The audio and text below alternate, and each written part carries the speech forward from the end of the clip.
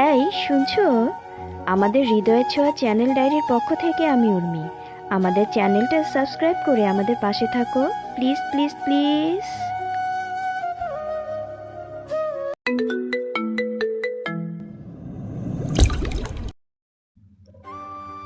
আপনার বস কি জানে না যে আমি লন্ডন এবং দুবাই ব্যবসা চালাই? উনি যদি না চান আমি অন্য জায়গায় চলে যেতে পারি। দূরে আদিত্য তখন কঠিনভাবে দাঁড়িয়ে থাকে, যাতে কেউ তাকে সন্দেহ না করে।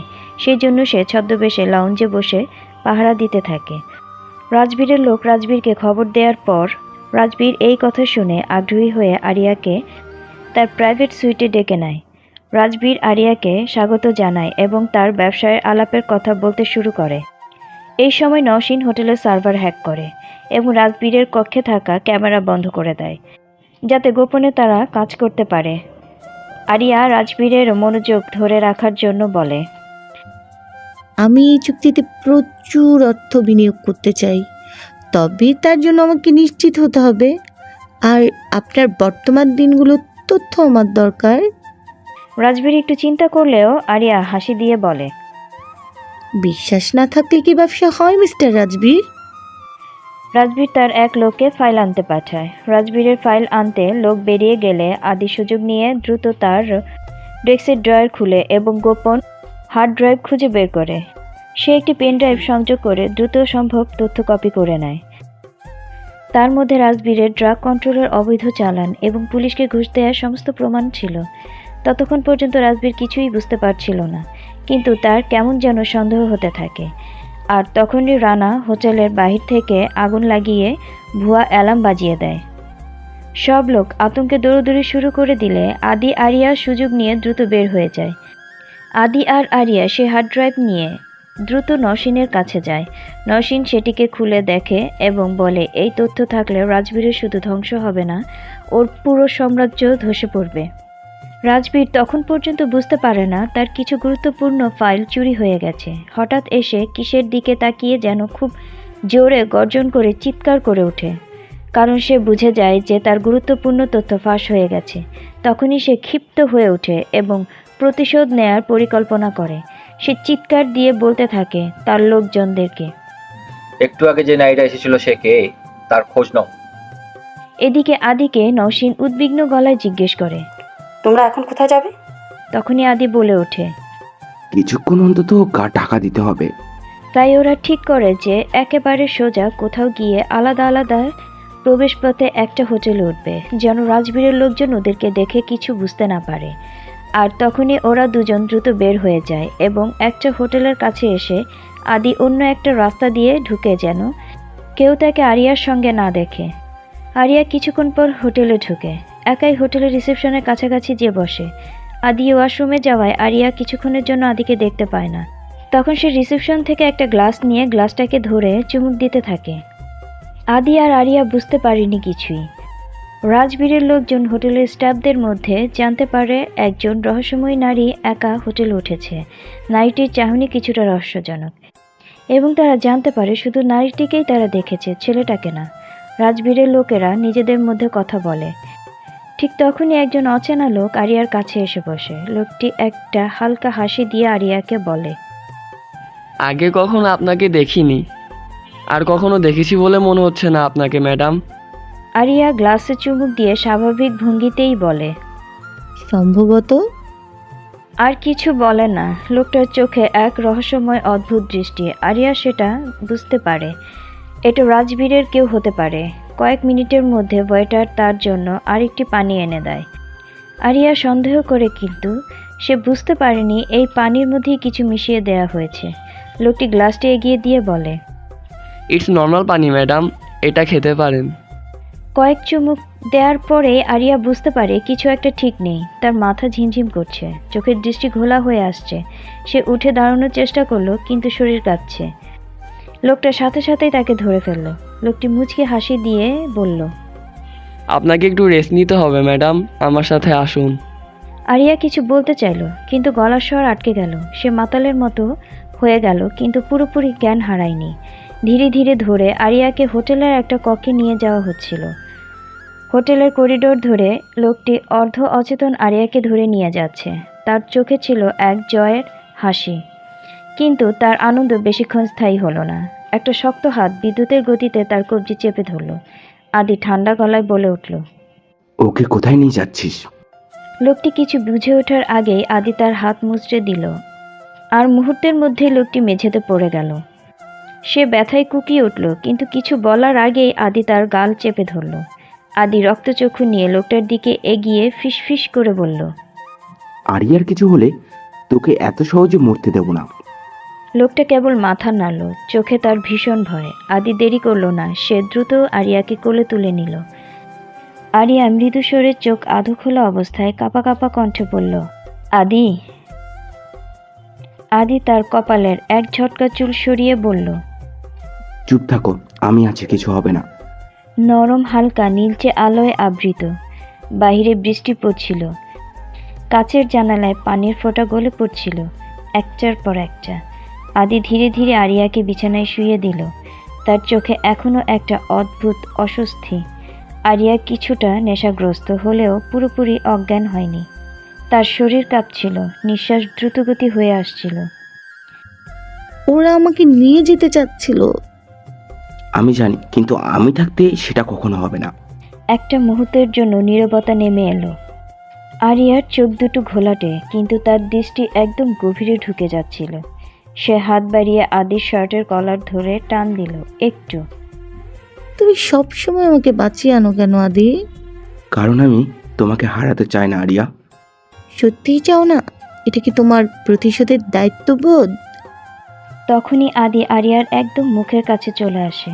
মনে হচ্ছিল যেন দুজনের নিঃশ্বাস দুজনের সাথে মিশে যাচ্ছে। আর তখনই আদি বলে ওঠে, তুমি সত্যটা জানতে চাইলে আমি বলবো। এটা শুধু দায়িত্ব নয়, এটা আমার সবচেয়ে বড় ভয়। কিসের ভয়? তুমি যদি কখনো চলে যাও, আমি আবার একা হয়ে যাব। আমি জানি না তখন আমি কেমন হব, কারণ তুমি ছাড়া আমি একদম একা, নিঃসঙ্গ। তুমি আমাকে কখনো একা ছেড়ে যেও না, কখনো না। এক মুহূর্তের নীরবতা। বৃষ্টির শব্দটা বেড়ে যায়। তারপরে হঠাৎ আরিয়া মেঘের গর্জনের শব্দ শুনে আদির বুকের মধ্যে চলে আসে। আদি প্রথমে হতভম্ব হয়ে যায়, তারপরে ধীরে ধীরে সেও শক্ত করে জড়িয়ে ধরে আরিয়াকে। তারপর আর কিছুই বোঝা যায় না, শুধুই বৃষ্টির শব্দ, নিঃশ্বাসের গতি আর এক গভীর রাত, অদ্ভুত শিহরণ। আদি ধীরে ধীরে আরিয়াকে শক্ত করে নিজের বুকের মধ্যে জড়িয়ে নিচ্ছিল। আরিয়ার চুলের সুবাস, তার উষ্ণতা, সবকিছুই যেন আদিকে ধৈর্যের শেষ সীমানায় আঘাত করছিল। আমি জানি তুমি আমাকে ভালোবাসো, আমি আর সহ্য করতে পারছি না আরিয়া। আরিয়া কাঁপা হাতে আদি শার্টের কলার চেপে ধরে। তার নিঃশ্বাস গভীর হয়ে আসছে, চোখ ভরা আকাঙ্ক্ষা। আরিয়ার গলা শুকনো হয়ে আসে। তুমি আসলেই আমাকে ভালোবাসো আদি? কথাগুলো বলার সময় আরিয়ার কথা জড়তার সৃষ্টি হচ্ছিল। নেশার ঘোরে তার কথা জড়িয়ে আসছিল। আদি আর কিছু না বলে আঙুল দিয়ে আরিয়ার চিবুকটা তুলল। তার ঠোঁট আরিয়ার কানের কাছে এনে ফিসফিস করে বলল, তোমাকে আমি খুব খুব খুব বেশি ভালোবাসি। তোমাকে ছাড়া আমি শেষ হয়ে যাব। তারপর আর সে ধৈর্য ধরে রাখতে পারল না। ধীরে ধীরে আরিয়াকে নিজের বাহুতে আরো শক্ত করে টেনে নিল। তার গরম নিঃশ্বাস গলার কাছে এসে লাগলো। আরিয়া আস্তে করে চোখ বন্ধ করে কম্পিত কণ্ঠে শুধু উচ্চারণ করলো, আদি। তারপর আদি আরিয়ার কপালে চুমু দিয়ে বলতে লাগলো, আমি তোমাকে চাই পুরোপুরি নিজের করে। আরিয়ার হৃদস্পন্দন থেমে যায়। তার হাত নিজের অজান্তেই আদির পিঠ খামচে ধরে। এতে করে যেন আদি তার নিজের কন্ট্রোল হারিয়ে বেসামাল হয়ে যায়। সে নিজের ঠোঁটগুলোকে ধীরে ধীরে আরিয়ার ঠোঁটের সাথে মিশিয়ে দেয়। হঠাৎ আদির নজর যায় আরিয়ার গলার নিচে থাকা কালো তিলটার দিকে। সে ধীরে ধীরে তার ঠোঁটগুলোকে গলার নিচে থাকা তিলটায় নিয়ে আসে। আদির ঠোঁটের আলতো ছোঁয়ার স্পর্শগুলো আরিয়াকে বেসামাল করে দিচ্ছিল। কিন্তু ঠিক তখনই দরজায় হঠাৎ এক তীব্র শব্দে আদির সাথে সাথে চেতন ফিরে এলো। সে দ্রুত আরিয়াকে সরিয়ে দিয়ে উঠে দাঁড়ালো। তার চোখ মুহূর্তের মধ্যে ভয়ঙ্কর হয়ে উঠল। দরজার দিকে তাকিয়ে সে বলে উঠল, কে এখানে? কোনো উত্তর নেই। আদি ইশারায় আরিয়াকে চুপ থাকতে বলল। তারপর পিস্তলটা বের করে ধীরে ধীরে দরজার কাছে এগিয়ে এলো। আদি দরজার কাছে গিয়ে ধীরে ধীরে হ্যান্ডেলটা চেপে ধরল। চোখ সংকুচিত, চল শক্ত, তার শরীর এখন একটানা উত্তেজনায় শিহরণের ঠাসা মাত্র। কয়েক সেকেন্ড আগেই আরিয়ার এত কাছে ছিল, কিন্তু হঠাৎ অনাকাঙ্ক্ষিত বাধা। আরিয়ার ফিসফিস গলায় বলে উঠল নরম সুরে। কে হতে পারে? খুব বেশি হলে মরতে হবে কাউকে। সে পিস্তলটা শক্ত করে ধীরে ধীরে দরজা খুলল। দরজার ওপাশে দাঁড়িয়ে আছে রানা, তার মুখে উদ্বেগের ছাপ, চোখগুলো লাল হয়ে আছে। রানা দ্রুত গতিতে ভেতরে ঢুকে দরজাটা বন্ধ করে দিয়ে বলল, শালা জানিস বাইরে কি হচ্ছে? আর কি হচ্ছে বল। একদমই ভুলে গিয়েছি, রাজবীরের গোপন লোকটাকে মেরে ফেলার পর আমরা ভাবছিলাম কাজ শেষ, কিন্তু রাজবীর নিচে এখানে লোক পাঠিয়েছে তোকে হত্যা করতে। পুরো হোটেলে এখন ওর লোকজনে ভর্তি। আরিয়া কিছুটা চমকে উঠল। মানে আমরা এখন পুরোপুরি ফাঁদে? ঠিক তাই। আদি চল শক্ত করে দাঁড়িয়ে থাকলো, কিছুক্ষণ ভাবলো, এরপর এক গম্ভীর হাসি দিল। রাজবীরের সবচেয়ে বড় ভুল কি জানিস? কি? সে আমাকে বেঁচে থাকতে দিয়েছে, আর আজকের রাতের পর সে বুঝবে এটা তার জীবনের সবচেয়ে বড় ভুল। আদি আরিয়ার দিকে তাকিয়ে বলে উঠল, তুমি আমার সাথে থাকবে তো আরিয়া? তোমার সাথে থাকবো না মানে? পাগল হলে নাকি? একবার টাইপ সি দিতে আসল খেলা শুরু হবে। আদি এক ঝটকা দরজা খুলে বাইরে তাকালো। বাইরে গুন্ডারা ঘুরে বেড়াচ্ছে। এখন শুরু হবে এক রক্তাক্ত রাত। হোটেলের করিডোরে লালচে হলুদ আলোয় জ্বলছে। আদি দরজার ফাঁক দিয়ে দেখলো 6 থেকে 7 জন গুন্ডা চারপাশে ছড়িয়ে পড়েছে। কারো হাতে পিস্তল, কেউ লাঠি হাতে টহল দিচ্ছে। আমরা কিভাবে বের হবো? একদম সামনে দুইজন দাঁড়িয়ে আছি তো। আমরা বের হব না, ওদেরকে নিয়ে যাব নরকে। এ কথা বলেই সে একটা দ্রুত শ্বাস নিল।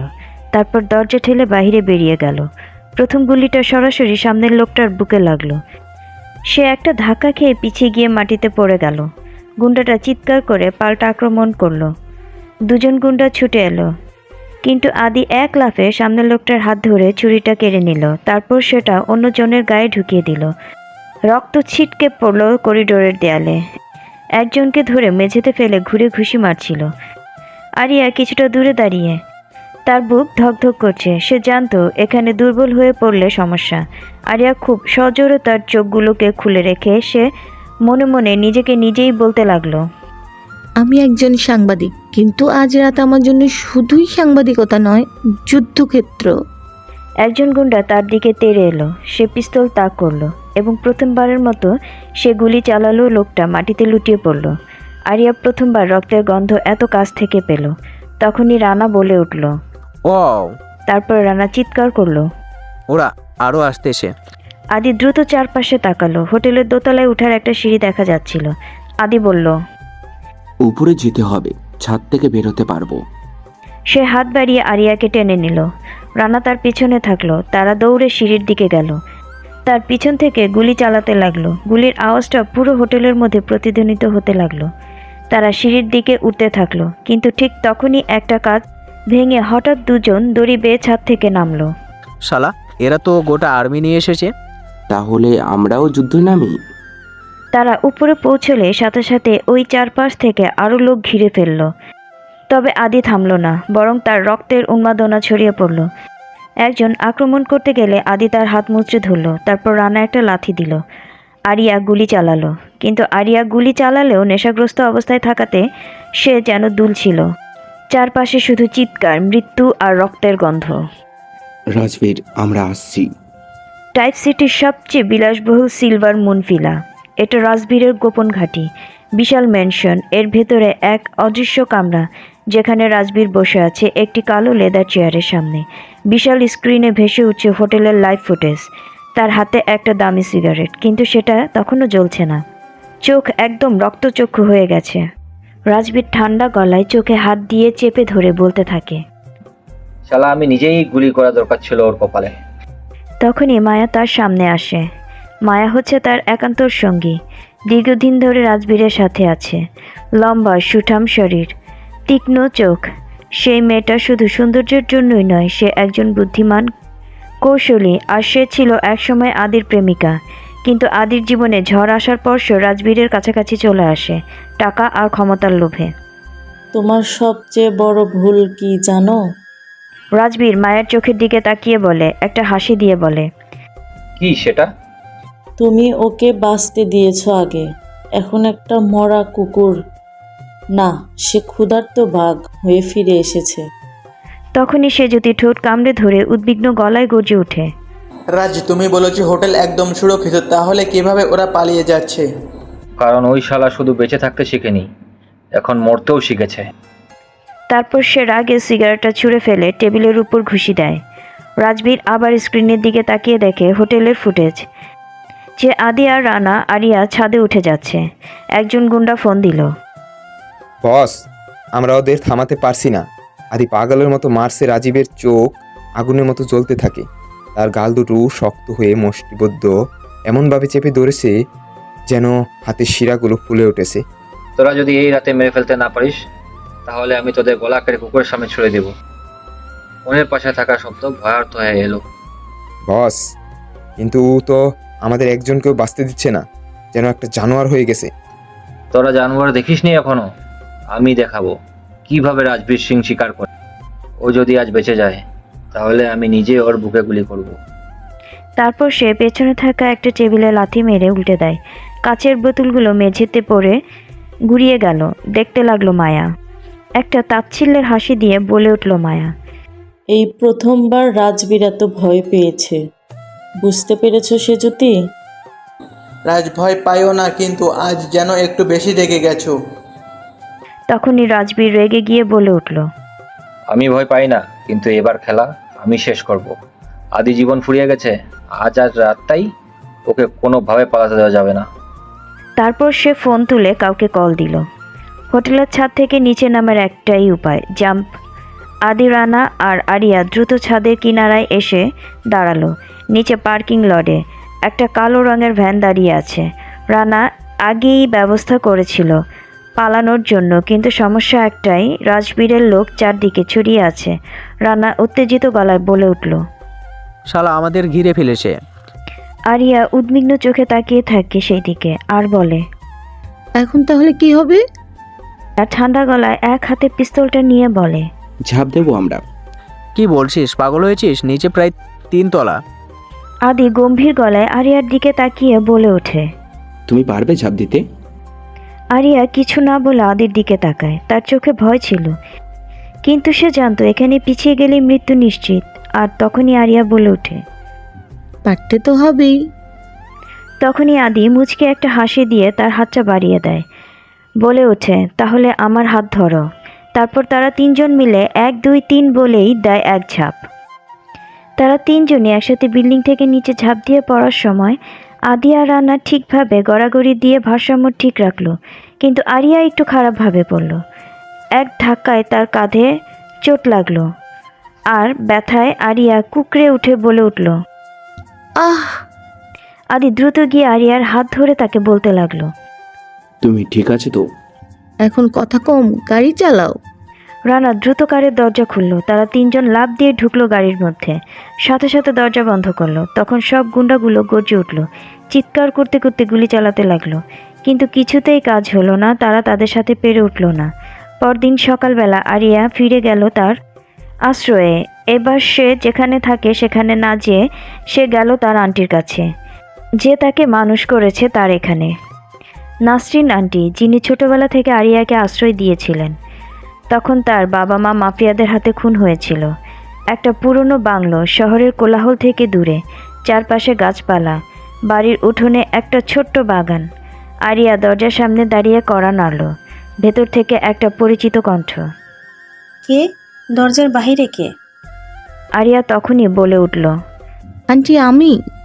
আন্টি বিস্ময় চোখে আরিয়ার দিকে তাকিয়ে থেকে বলল, মা, তুমি কোথায় ছিলে এতদিন? তখন আরিয়া শান্ত কণ্ঠে বলে, অনেক জায়গায় আন্টি।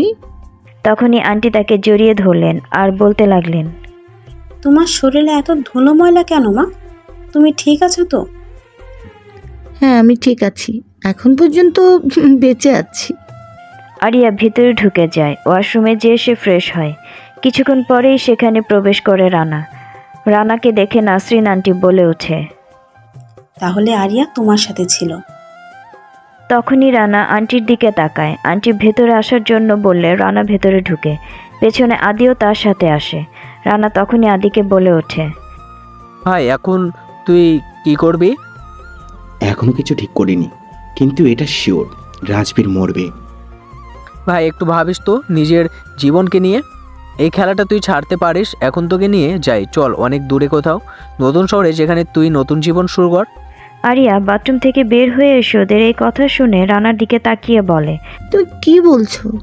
না না ভাইয়া, আদি এতদিন শুধু পালিয়ে বেড়াবে? আমি শুধু বলছি আমাদের ভাবা উচিত, রাজবীর শুধু একা না, তার পিছনে অনেক শক্তি আসে। রাজবীর তোকে মেরে ফেলতে চায়, আর তুই মরলে কিছুই বদলাবে না ভাই। আমি মরতে আসিনি রানা, আমি শেষ করতে এসেছি। রানা মুখ বন্ধ হয়ে গেল। আরিয়া তখন বলে ওঠে, আমি আদিকে ছেড়ে চলে যেতে চাচ্ছি না। ওর প্রতিশোধ শুধু ওর না, আমারও প্রতিশোধ। তখনই নাসরিন আন্টি একটা গম্ভীর শ্বাস ফেলে গভীর চোখে আরিয়ার দিকে তাকিয়ে বলে, প্রতিশোধের আগুন খুবই ভয়ানক। এটা শেষ না হলে তুমি নিজেই পড়ে যাবে। আরিয়া চুপ হয়ে গেল। আমি পুড়ে যেতে রাজি আন্টি, কারণ এই আগুনে রাজবীরকে শেষ করব আমি। কামরার ভেতরে তখন নীরবতা নেমে এলো। ঘরের বাতাসটা একটু অদ্ভুত নীরব। রানা গম্ভীর মুখ নিয়ে বসে আছে। আরিয়া কিছুক্ষণ চুপ করে থাকলো। ধীরে ধীরে উঠে দাঁড়ালো নাসরিন আন্টি। বুক ভরে শ্বাস নিলেন। তারপর একটা পুরনো কাঠের আলমারি খুললেন। ভেতর থেকে একটা পুরনো ফটো অ্যালবাম বের করলেন। ধুলো জমে গেছে। তারপর সে বলতে লাগলেন, তুই জানিস না মা, তোর মা বাবা শুধু সাধারণ মানুষ ছিল না। আরিয়া চমকে ওঠে। আরিয়া, তখন দুর্ঘটনা ছিল না, ওটা ছিল এক নোংরা খেলা। ছবিগুলো উল্টাতে লাগলেন। প্রথম ছবিটা ছিল একটা পরিবারের, একজন সুদর্শন পুরুষ, তার পাশে এক তরুণী, নারীর কোলে একটা ছোট্ট মেয়ে। তখনই নাসরিন আন্টি ছবির পুরুষটাকে দেখিয়ে বলে ওঠে, তোর বাবা ইমতিয়াজ চৌধুরী। সে ছিল এক সময়ে ক্রাইম সিটির সবচেয়ে ক্ষমতাশালী ক্রাইম রিপোর্টার। আরিয়ার নিঃশ্বাস আটকে যায়। সে বলে ওঠে, আমার বাবা একজন রিপোর্টার?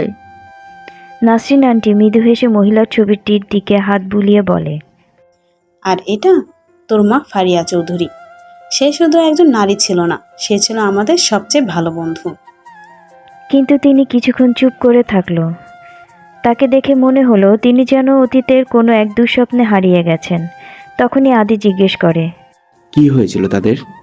নাসরিন আন্টি গম্ভীর একটা শ্বাস নিয়ে বলতে থাকে, তারা এক গোপন খবর পেয়েছিল, কোনো এক মাফিয়া চক্র অনেক দিন যাবৎ অপরাধ চালাচ্ছিল। তখনই আরিয়ার বাবা প্রমাণ খুঁজতে শুরু করে। আরিয়ার মা, সে তো ওই মাফিয়ার আসল চেহারাটাই জানতো। তখনই সবাই যেন খুব আগ্রহী হয়ে ওঠে সমস্তটা শোনার জন্য। রানা কৌতূহলী গলায় বলে ওঠে, তারপর কি হয়েছে নরসির আন্টির? এক রাতে 16 বছর আগে ইমতিয়াজ সাহেব একটা বড় প্রমাণ পেয়ে গিয়েছিল। সে মাফিয়া চক্রের পুরো নেটওয়ার্কের তথ্য ছিল তার হাতে। তার মানে বাবা সেই মাফিয়ার মুখোশ খুলে দিতে চেয়েছিল? কিন্তু সেই সুযোগটা পেল কোথায়? তখনই রানা বলে ওঠে, কি হয়েছিল সেদিন নাসরিন আন্টি? সেই রাতে রাজবীর তার বাসায় হামলা চালায়। পুরো বাড়ি আগুন জ্বলে ওঠে। আমি পাশের ফ্ল্যাটেই ছিলাম। যখন দৌড়ে গিয়ে দেখি সবকিছু পুড়ে শেষ। আমি শুধু আরিয়াকে বাঁচাতে পেরেছিলাম। তার মানে রাজবীর শুধু একা আদির শত্রু নয়, সে শুধু একা ওর পরিবারই ধ্বংস করে নাই, আমার পরিবারকেও ধ্বংস করে দিয়েছে, আমাকে একা করে দিয়েছে। এখন তো আমাকে এর প্রতিশোধটা আরো কঠিনভাবে নিতে হবে। আদি নিষ্পলক চোখে তাকিয়ে থাকে আরিয়ার দিকে। রাজবীর তার বিলাসবহুল রুমে বসে আছে। সিগারেট ফুঁকে ধোঁয়া ছাড়ছে বাতাসে। একটু থেমে সে বলে ওঠে, রাজবীর কোনোদিন কিছু ভুলে না, আর আমার এই মাফিয়া জগতে ক্ষমা বলে কিছুই নেই।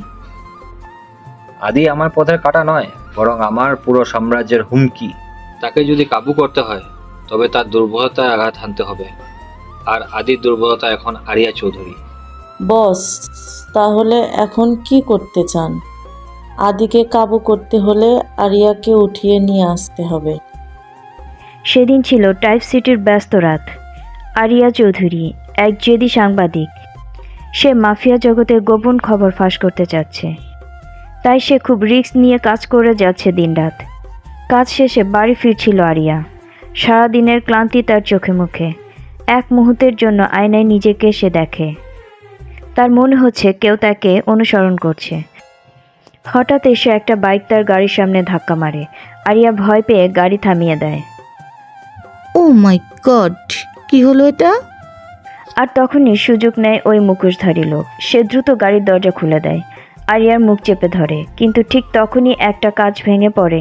পাশ থেকে কেউ বলে ওঠে, স্টপ, এত সহজ ধরে নিয়ে যাওয়া, হাত তুলো।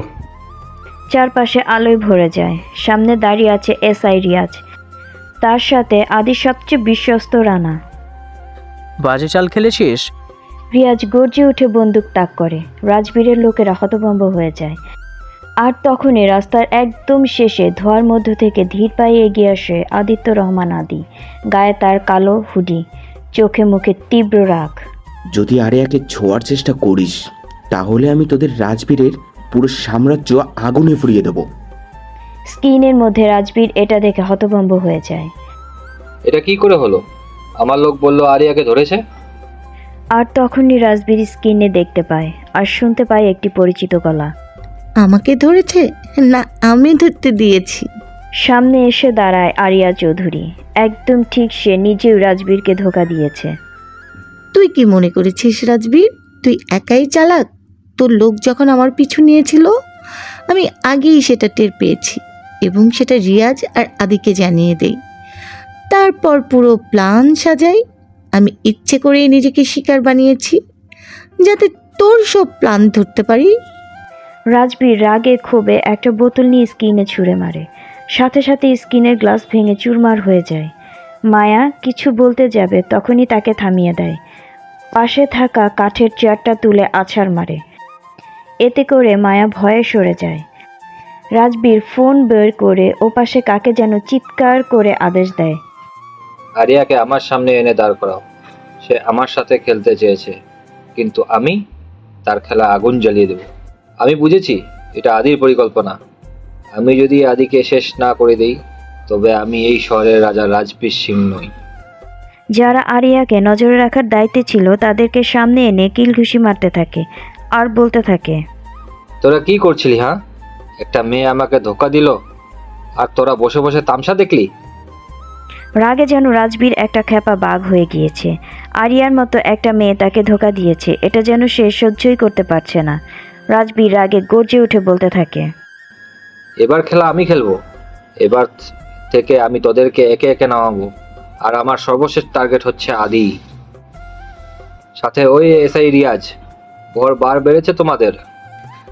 আদিয়া রানা একবার হাউসে এক মনে বসেছিল। বাতাসে পুরনো কাঠের গন্ধ, বাইরে ঝিরিঝিরি বৃষ্টি পড়ছে। আদি অন্যমনস্ক হয়ে আকাশের দিকে তাকিয়ে ধোঁয়া ছাড়ছিল। তখনই তার পাশে এসে বসে রানা। আমি জানি আকাশের দিকে তাকিয়ে তুই কি ভাবছিস। তখনই আদি ঘাড় ফিরিয়ে রানার দিকে তাকিয়ে বলতে থাকে, জীবনটা কত অদ্ভুত, তাই না রানা? জানিস, বাবা সবসময় বলতো প্রতিশোধ নিতে গিয়ে এমন কিছু করিস না যা তোকে পরে শেষ করে দেবে। এ কথা বলেই আদি ডুব দেয় তার স্মৃতিতে। ফ্ল্যাশব্যাক। ছোট্ট আদিত্য রহমান আদি, যাকে সবাই আদি বলেই ডাকে। বয়স 8 বছর। কালো টি শার্ট আর প্যান্ট পরে সে বাগানে খেলছে। ছোট্ট একটা বন্দুক তার হাতে। মুখে গম্ভীর ভাব, যেন অনেক বড় কোনো গ্যাংস্টার। তার বাবা মিস্টার রাজ দরজায় দাঁড়িয়ে মুচকি হেসে দেখছিলেন ছেলেকে। পাশেই তার মা সায়রা মুচকি মুচকি হাসছিলেন গম্ভীর মুখে। হাত উঠাও, আমি ডন, টাইপ সিটি রাজা। ডন তুমি? ও মা, আমরা তাহলে তোমার লোক হয়ে গেলাম। আদি ছোট্ট বন্দুক তুলে বাবার দিকে তাক করে বলে, আমি টাইপ সিটির খারাপ লোকদের শেষ করে দিব। মিস্টার রাজ সোজা হয়ে দাঁড়ালেন। মুখে একটা মজার ভাব এনে বললেন, আচ্ছা ছোট ডন সাহেব, ঠিক আছে। ছোট্ট আদি একটু থমকে যায়, মাথা চুলকায়। না মানে ডন হচ্ছে যাকে সবাই ভয় পায়, তাই না বাবা? সায়রা আদির মাথায় হাত বুলাতে বুলাতে বলে, আচ্ছা বলো তো, তোমার সবচেয়ে পছন্দের সুপারহিরো কে? ব্যাটম্যান, কারণ সে খারাপ লোকদের মেরে ফেলে। মিস্টার রাজ হেসে চেয়ারে বসে। ব্যাটম্যান কি মানুষকে ভয় দেখায় নাকি তাদের রক্ষা করে? সে রক্ষা করে।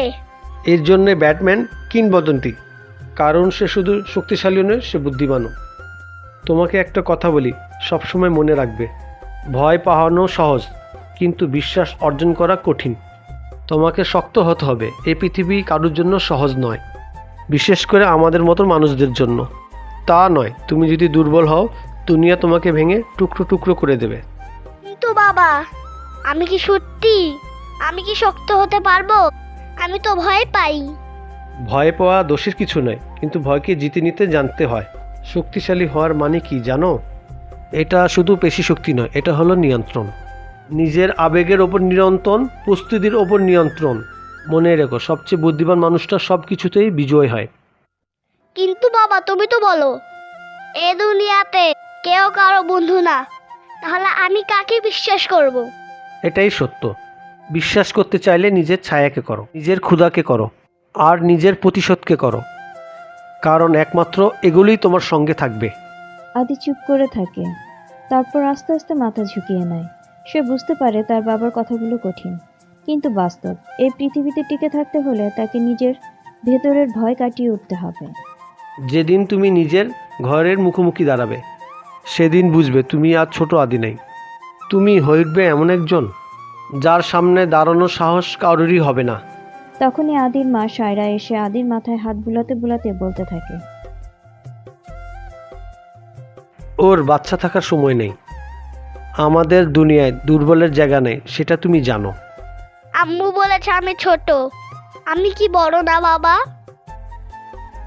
বাবা, তুমি কি কখনো ছোট ছিলে না? আমি ছিলাম, কিন্তু আমাকে শেখানোর কেউ ছিল না। কাকে বিশ্বাস করব, কিভাবে বাঁচব? আমি চাই না তুমি অন্ধকারে থাকো। সায়রা মৃদু হেসে মিস্টার রাজের দিকে তাকিয়ে বলে ওঠে, সায়রা, আমি চাই না আমার ছেলে দুর্বল হোক। আমাদের পৃথিবীতে আবেগ আর দুর্বলতার কোনো জায়গা নেই। মিস্টার রাজ কিছু বললেন না, গভীরভাবে ছেলের দিকে তাকিয়ে থাকলেন। ছোট্ট আদি তখনও পুরোপুরি পৃথিবী বুঝতে শেখেনি, কিন্তু তার মায়ের গলায় কোমলতা আর বাবার চোখের কথা তার ছোট্ট মনে গভীর ছাপ ফেলে যায়।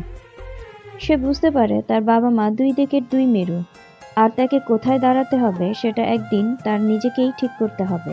মিস্টার রাজ ধীরে ধীরে আদির সামনে এগিয়ে আসে, বলতে থাকে, চলার পথে সবসময় তিনটা কথা মনে রাখবে আদি। সত্যি, তুমি যদি দুর্বল হও দুনিয়া তোমাকে গিলে ফেলবে। শক্তিশালী হতে হবে, কিন্তু সেই শক্তি শুধু প্রতিশোধের জন্য নয়, বেঁচে থাকার জন্যও থাকবে। নিজের আবেগ, রাগ, প্রতিশোধ সব কিছুর ওপর নিয়ন্ত্রণ রাখা শিখবে। যে মনের ওপর নিয়ন্ত্রণ রাখতে পারে সে সত্যিকারের বিজয় আনতে পারে।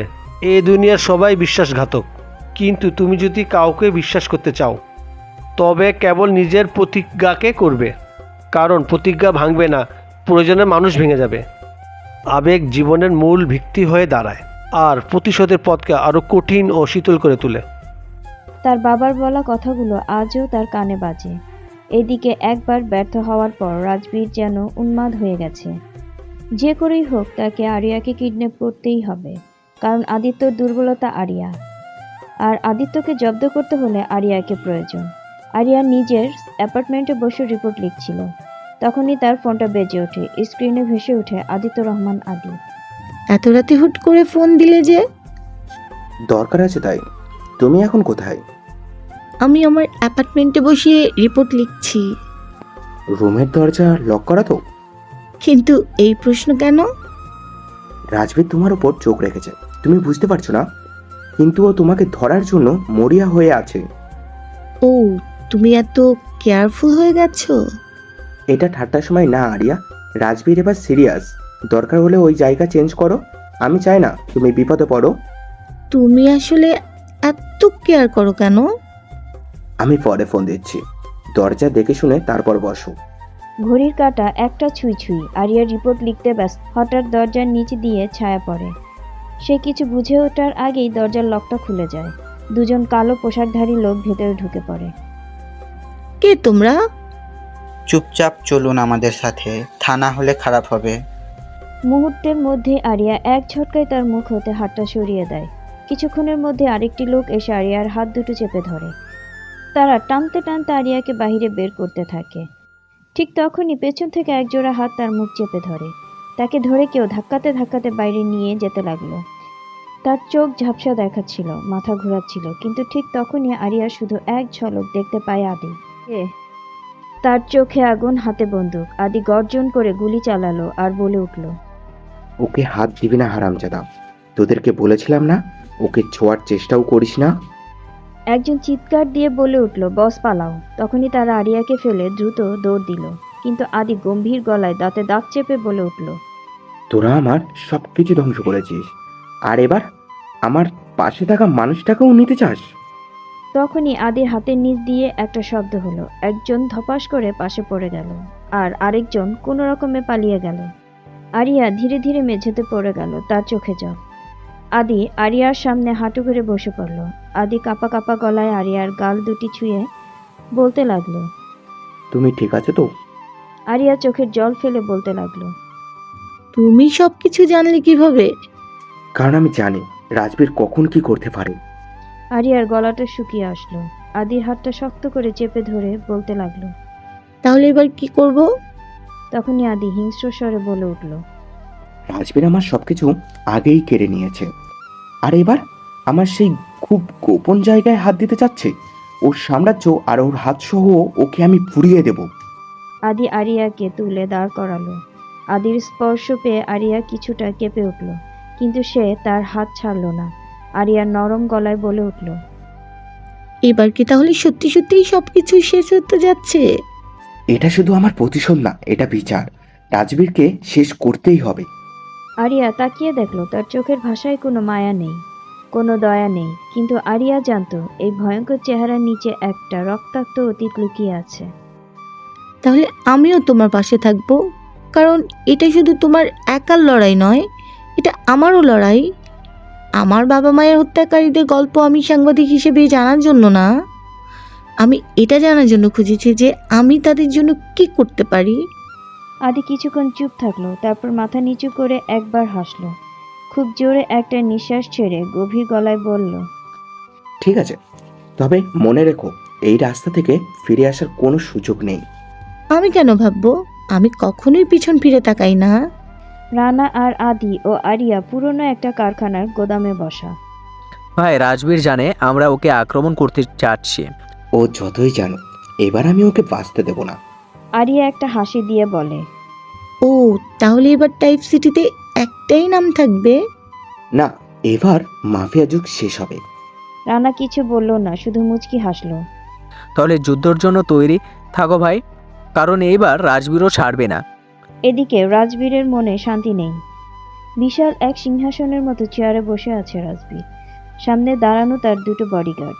পাশ থেকে মায়া বলে উঠল, আদি এবার সত্যি মারাত্মক কিছু একটা করতে যাচ্ছে। আমাদের প্ল্যানটা কি ঠান্ডা? রাজবীর একটা হাসি দিয়ে বলল, আমরা ওকে প্রতিশোধ নিতে দেব না, উল্টো আমরা ওর সব কিছু শেষ করে দেব। তুমি কি করতে চাও? রাজবীরের গলাটা একটু ভার করে চোখে একটা পাগলাটে দৃষ্টি নিয়ে বলতে থাকে, আমার হাতে একটা তাস আছে, আর ওটা হচ্ছে আরিয়া। তখনই পাশ থেকে মায়া বলে ওঠে, একবার তো ওকে ধরে আনার জন্য লোক পাঠিয়ে দেখলাম, কি হলো? তুমি কি আবারও তাকেই টার্গেট করতে যাচ্ছ? রাজবীর ঠান্ডা গলায় হাসতে হাসতে বলে ওঠে, হ্যাঁ, ওকে আমি এবার টার্গেট করব, কারণ আদি ওকে বাঁচাতে চায়। আমি নিশ্চিত করব এবার আরিয়াকে আদি আর বাঁচাতে পারবে না। তারপর সে ধীরে ধীরে বলে ওঠে, তোমরা তৈরি থাকো, আমার খেলা শুরু হতে যাচ্ছে। টাইপ সিটির সবচেয়ে ঠান্ডা মাথার লোক, যার হাতে কখনো ভুল হয় না, সে হচ্ছে রানা। আর নওশিন একজন সাহসী মেয়ে, স্বাধীন চেতা মেয়ে। রানা কী কারণে যেন নওশিনকে সহ্য করতে পারে না। সেদিন তার বাবার ঘটনা বলার পর থেকেও কেন যেন রানা নওশিনের থেকে কিছুটা দূরত্ব বজায় রেখেই চলে। একটা ক্লাবের যেখানে নওশিন রাজবীরের এক গুন্ডার মুখোশ খুলে দেয়, রানা কড়া গলায় বলে, এটা মাফিয়া জগৎ থেকে তোমার মতো মেয়ের জায়গা নেই, তুমি একজন হ্যাকার। নওশিন হাসে আর বলে, তাই তুমি কি আমাকে ভয় পাচ্ছ? মোটেও না, তোমাকে ভয় পাবো কেন? একদিন নওশিন ভুলবশত রানার একটা গোপন মিশনে হস্তক্ষেপ করে এবং তার জন্য রানা একটা বড় বিপদে পড়ে যায়। রানা চিৎকার করে বলে, তুমি কি জানো তোমার জন্য আমি মরতে বসেছিলাম? নওশিন রাগী চোখে তাকিয়ে বলে, তোমার জন্য এরকম, না হলে কি তোমার বস আদি বেঁচে থাকতো? রানা বুঝতে পারে নওশীন তার জীবনে যতই ঝামেলায় ফেলুক, তার ভেতরে একটা সাহসী আত্মা আছে। নওশীন ও রানার প্রতি এক ধরনের মুগ্ধতা অনুভব করতে শুরু করেছে, কিন্তু কেউ কাউকে সেটা স্বীকার করবে না। একদিন নওশীন একটা বিপদে পড়লে, রাজবীরের গুন্ডারা তাকে ধরতে আসলে, রানা একা গিয়ে তাকে উদ্ধার করে, তাকে নিরাপদ জায়গায় নিয়ে যায়। নওশীন চুপ করে রানার দিকে তাকিয়ে থাকে। রানা বিরক্ত হয়ে বলে, এভাবে তাকিয়ে আসো কেন? আমি ভাবছি তুমি কি আসলে এতটাই দুঃখী, নাকি তোমারও একটা নরম মন আছে? রানা এক মুহূর্ত চুপ করে থাকে, তারপর বলে, বেশি ভাবতে যেও না, আমি আগের মতোই আছি। সত্যি কি তাহলে রানা আগের মতো আছে? না, সে নিজেকে ধীরে ধীরে বদলাতে শুরু করেছে। তার ভেতরে থাকা রুক্ষ কঠিন মনটা ধীরে ধীরে নরম হতে শুরু করেছে, কোনো নারীর ছোঁয়ায়। এইদিকে রাজবীর আরিয়াকে ধরার জন্য লোক পাঠায়। যেভাবেই হোক, যে কোনো ক্রমেই হোক, আরিয়াকে রাজবীরের চাই। টাইপ সিটি রাত কখনোই ঘুমায় না, বিশেষ করে যখন মাফিয়া কেন্দ্রে যুদ্ধ চলছে। আদি জানে রাজবীর সিং ধ্বংস করতে চায় তাকে, কিন্তু এখন সে বুঝতে পারছে রাজবীর শুধু তার পেছনে নয়, আরিয়ার জীবনেও হুমকির কারণ হতে চলেছে। রাজবীর সিং এবার সরাসরি আঘাত আনতে চাচ্ছে। সে আরিয়াকে টার্গেট করেছে, কারণ জানে আদির একমাত্র দুর্বলতা আরিয়া, তাই রাজবীর এখন সেই অস্ত্র ব্যবহার করতে যাচ্ছে। হঠাৎ একটা সংবাদ প্রকাশের সময় আরিয়াকে রাজবীরের লোক তুলে নিয়ে যায়। আদি, রানা ও নওশীন খবর পেয়ে তড়িঘড়ি করে বেরিয়ে পড়ে, কিন্তু কিছুক্ষণ পর তারা শুনতে পায় তাদের আগেই রিয়াজ সেখানে পৌঁছে গিয়েছে। আরিয়াকে খুঁজতে রিয়াজ পুলিশের ক্ষমতা ব্যবহার করে রাজবীরের আস্তানায় পৌঁছে যায়, কিন্তু সেখানে এক ভয়ঙ্কর ফাঁদ অপেক্ষা করছিল সবার জন্য। রাজবীর নিজে ধরা না দিয়ে তার দলবল দিয়ে রিয়াজকে ঘেরাও করে ফেলে। রিয়াজ প্রচণ্ড লড়াই করে, কিন্তু শেষ মুহূর্তে একটা চমকপ্রদ ব্যাপার ঘটে। আরিয়া নিজে এসে রাজবীরের কাছ থেকে রিয়াজকে বাঁচায়। যখন আদি সেখানে পৌঁছায়, সেখানে আরিয়া আর রিয়াজ একসঙ্গে দাঁড়িয়ে আছে, যেন তারা কোনো গোপন কাজ করছিল। তখন নওশীন ফিসফিস করে বলে, দেখে তো মনে হচ্ছে আরিয়া আর রিয়াজের মধ্যে কিচ্ছু আছে। তখনই আদি রেগে যায়, কিন্তু সে কিছু বলে না। আসলে রাজবীর আরিয়াকে কিডন্যাপ করার পর তাকে ব্ল্যাকমেল করছিল সে। তোমরা যদি আদিকে বাঁচাতে চাও, তাহলে তুমি রিয়াজকে ডেকে পাঠাও, আমার সাথে আলোচনা করতে বলো, নাইলে আমি আদির লাশ ফেলবো। আরিয়া তখন বাধ্য হয় রিয়াজকে এখানে ডেকে আনার জন্য, কিন্তু আদি তো আর এই ঘটনা জানে না। আদি কিছুক্ষণ চুপ থাকে, কিন্তু সে মনে মনে ক্ষিপ্ত হয়ে যায় আর বলে, রিয়াজ কি আসলেই আমাদের পাশে আছে, নাকি অন্য কোনো খেলা খেলছে? এই সমস্ত ঘটনা দেখে রাজবীর দূর থেকে হাসতে থাকে, কারণ সে জানে আদির মনে সন্দেহের বীজ বপন করা হয়ে গিয়েছে। আদি চুপ করে থাকা দেখে রিয়াজ বুঝতে পারে আদি তাকে সন্দেহ করেছে, তাই সে দূর থেকেই বলে, আদি, বিশ্বাস করো, এটা কোনো ভুল বোঝাবুঝি। কিন্তু আদি কোনো উত্তর দেয় না। আরিয়া হতভম্ব হয়ে আদির মুখের দিকে তাকিয়ে থাকে। সে কিছু বলতে যাবে, তার আগেই একটা ফাঁকা গুলি ছুঁড়ে আসে। রানা একটা চিৎকার দিয়ে বলে ওঠে, আদি সাবধান। আদি সামলে নেয় নিজেকে, কিন্তু গুলিটা অন্য কারো উদ্দেশ্যে ছিল। রিয়াজ পড়ে যায় মাটিতে। রাজবীরের লোকেরা রিয়াজকে গুলি করেছে, কারণ তারা জানে রিয়াজ পুলিশের দিক থেকেও বিপজ্জনক। আদি এবার বৃথা বলে ছুটে আসে, চিৎকার করে আর বলে, তোর খেলা শেষ এবার রাজবীর। গুলির শব্দে পুরো এলাকা কেঁপে ওঠে। রিয়াজ ধপ করে মাটিতে পড়ে যায়, রক্তে ভিজে যাচ্ছে তার পোশাক। আরিয়া ছুটে দৌড়ে আসে আর বলতে থাকে, রিয়াজ, রিয়াজ চোখ খুলো। আদি কিছুটা দূরে দাঁড়িয়ে থাকে, তার ভেতরে এক দ্বন্দ্ব কাজ করছে। রানা, নওশীন রিয়াজকে তুলে ধরে। তুমি ঠিক আছো তো? তোর কিছু হবে না, চোখ খুলো না রিয়াজ। আদি শুধু চুপ করে বলে, আরিয়া, তুমি আমাকে সরাসরি বলতে পারছো না কেন? তোমার আর রিয়াজের মধ্যে কি চলছে? আরিয়া কেঁপে ওঠে, সে কিছু বলতে চায়, কিন্তু রাজবীর তখন হেসে বলে, বল না আরিয়া, সত্যিটা বল, কাকে বেছে নেবে তুমি? তোমার প্রাক্তন প্রেমিকা রিয়াজকে, নাকি সেই মানুষটাকে যে তোমার জন্য সবকিছু করতে পারে? আদি হতভম্ব হয়ে যায়। প্রাক্তন প্রেমিকা মানে? রানা বিস্ময়ে বলে, মানে কি, রিয়াজ আর আরিয়া একসময়, তাহলে কি তারা? আরিয়া আর রিয়াজ একসাথে একই কলেজে পড়াশোনা করত। তারা দুজন ছিল খুবই ভালো বন্ধু। কলেজের প্রথম দিন আরিয়া ক্যাম্পাসে ঢুকেই একটা বিশাল ঝামেলায় পড়ে যায়। একটা বাইক ক্লিক করে গিয়ে আরিয়ার সামনে এসে থামে। আরিয়া ধপ করে পড়ে যায় মাটিতে, আর রিয়াজ হেলমেট খুলে বলে, ও শিট, তুমি ঠিক আছো? তোমার সমস্যা কি?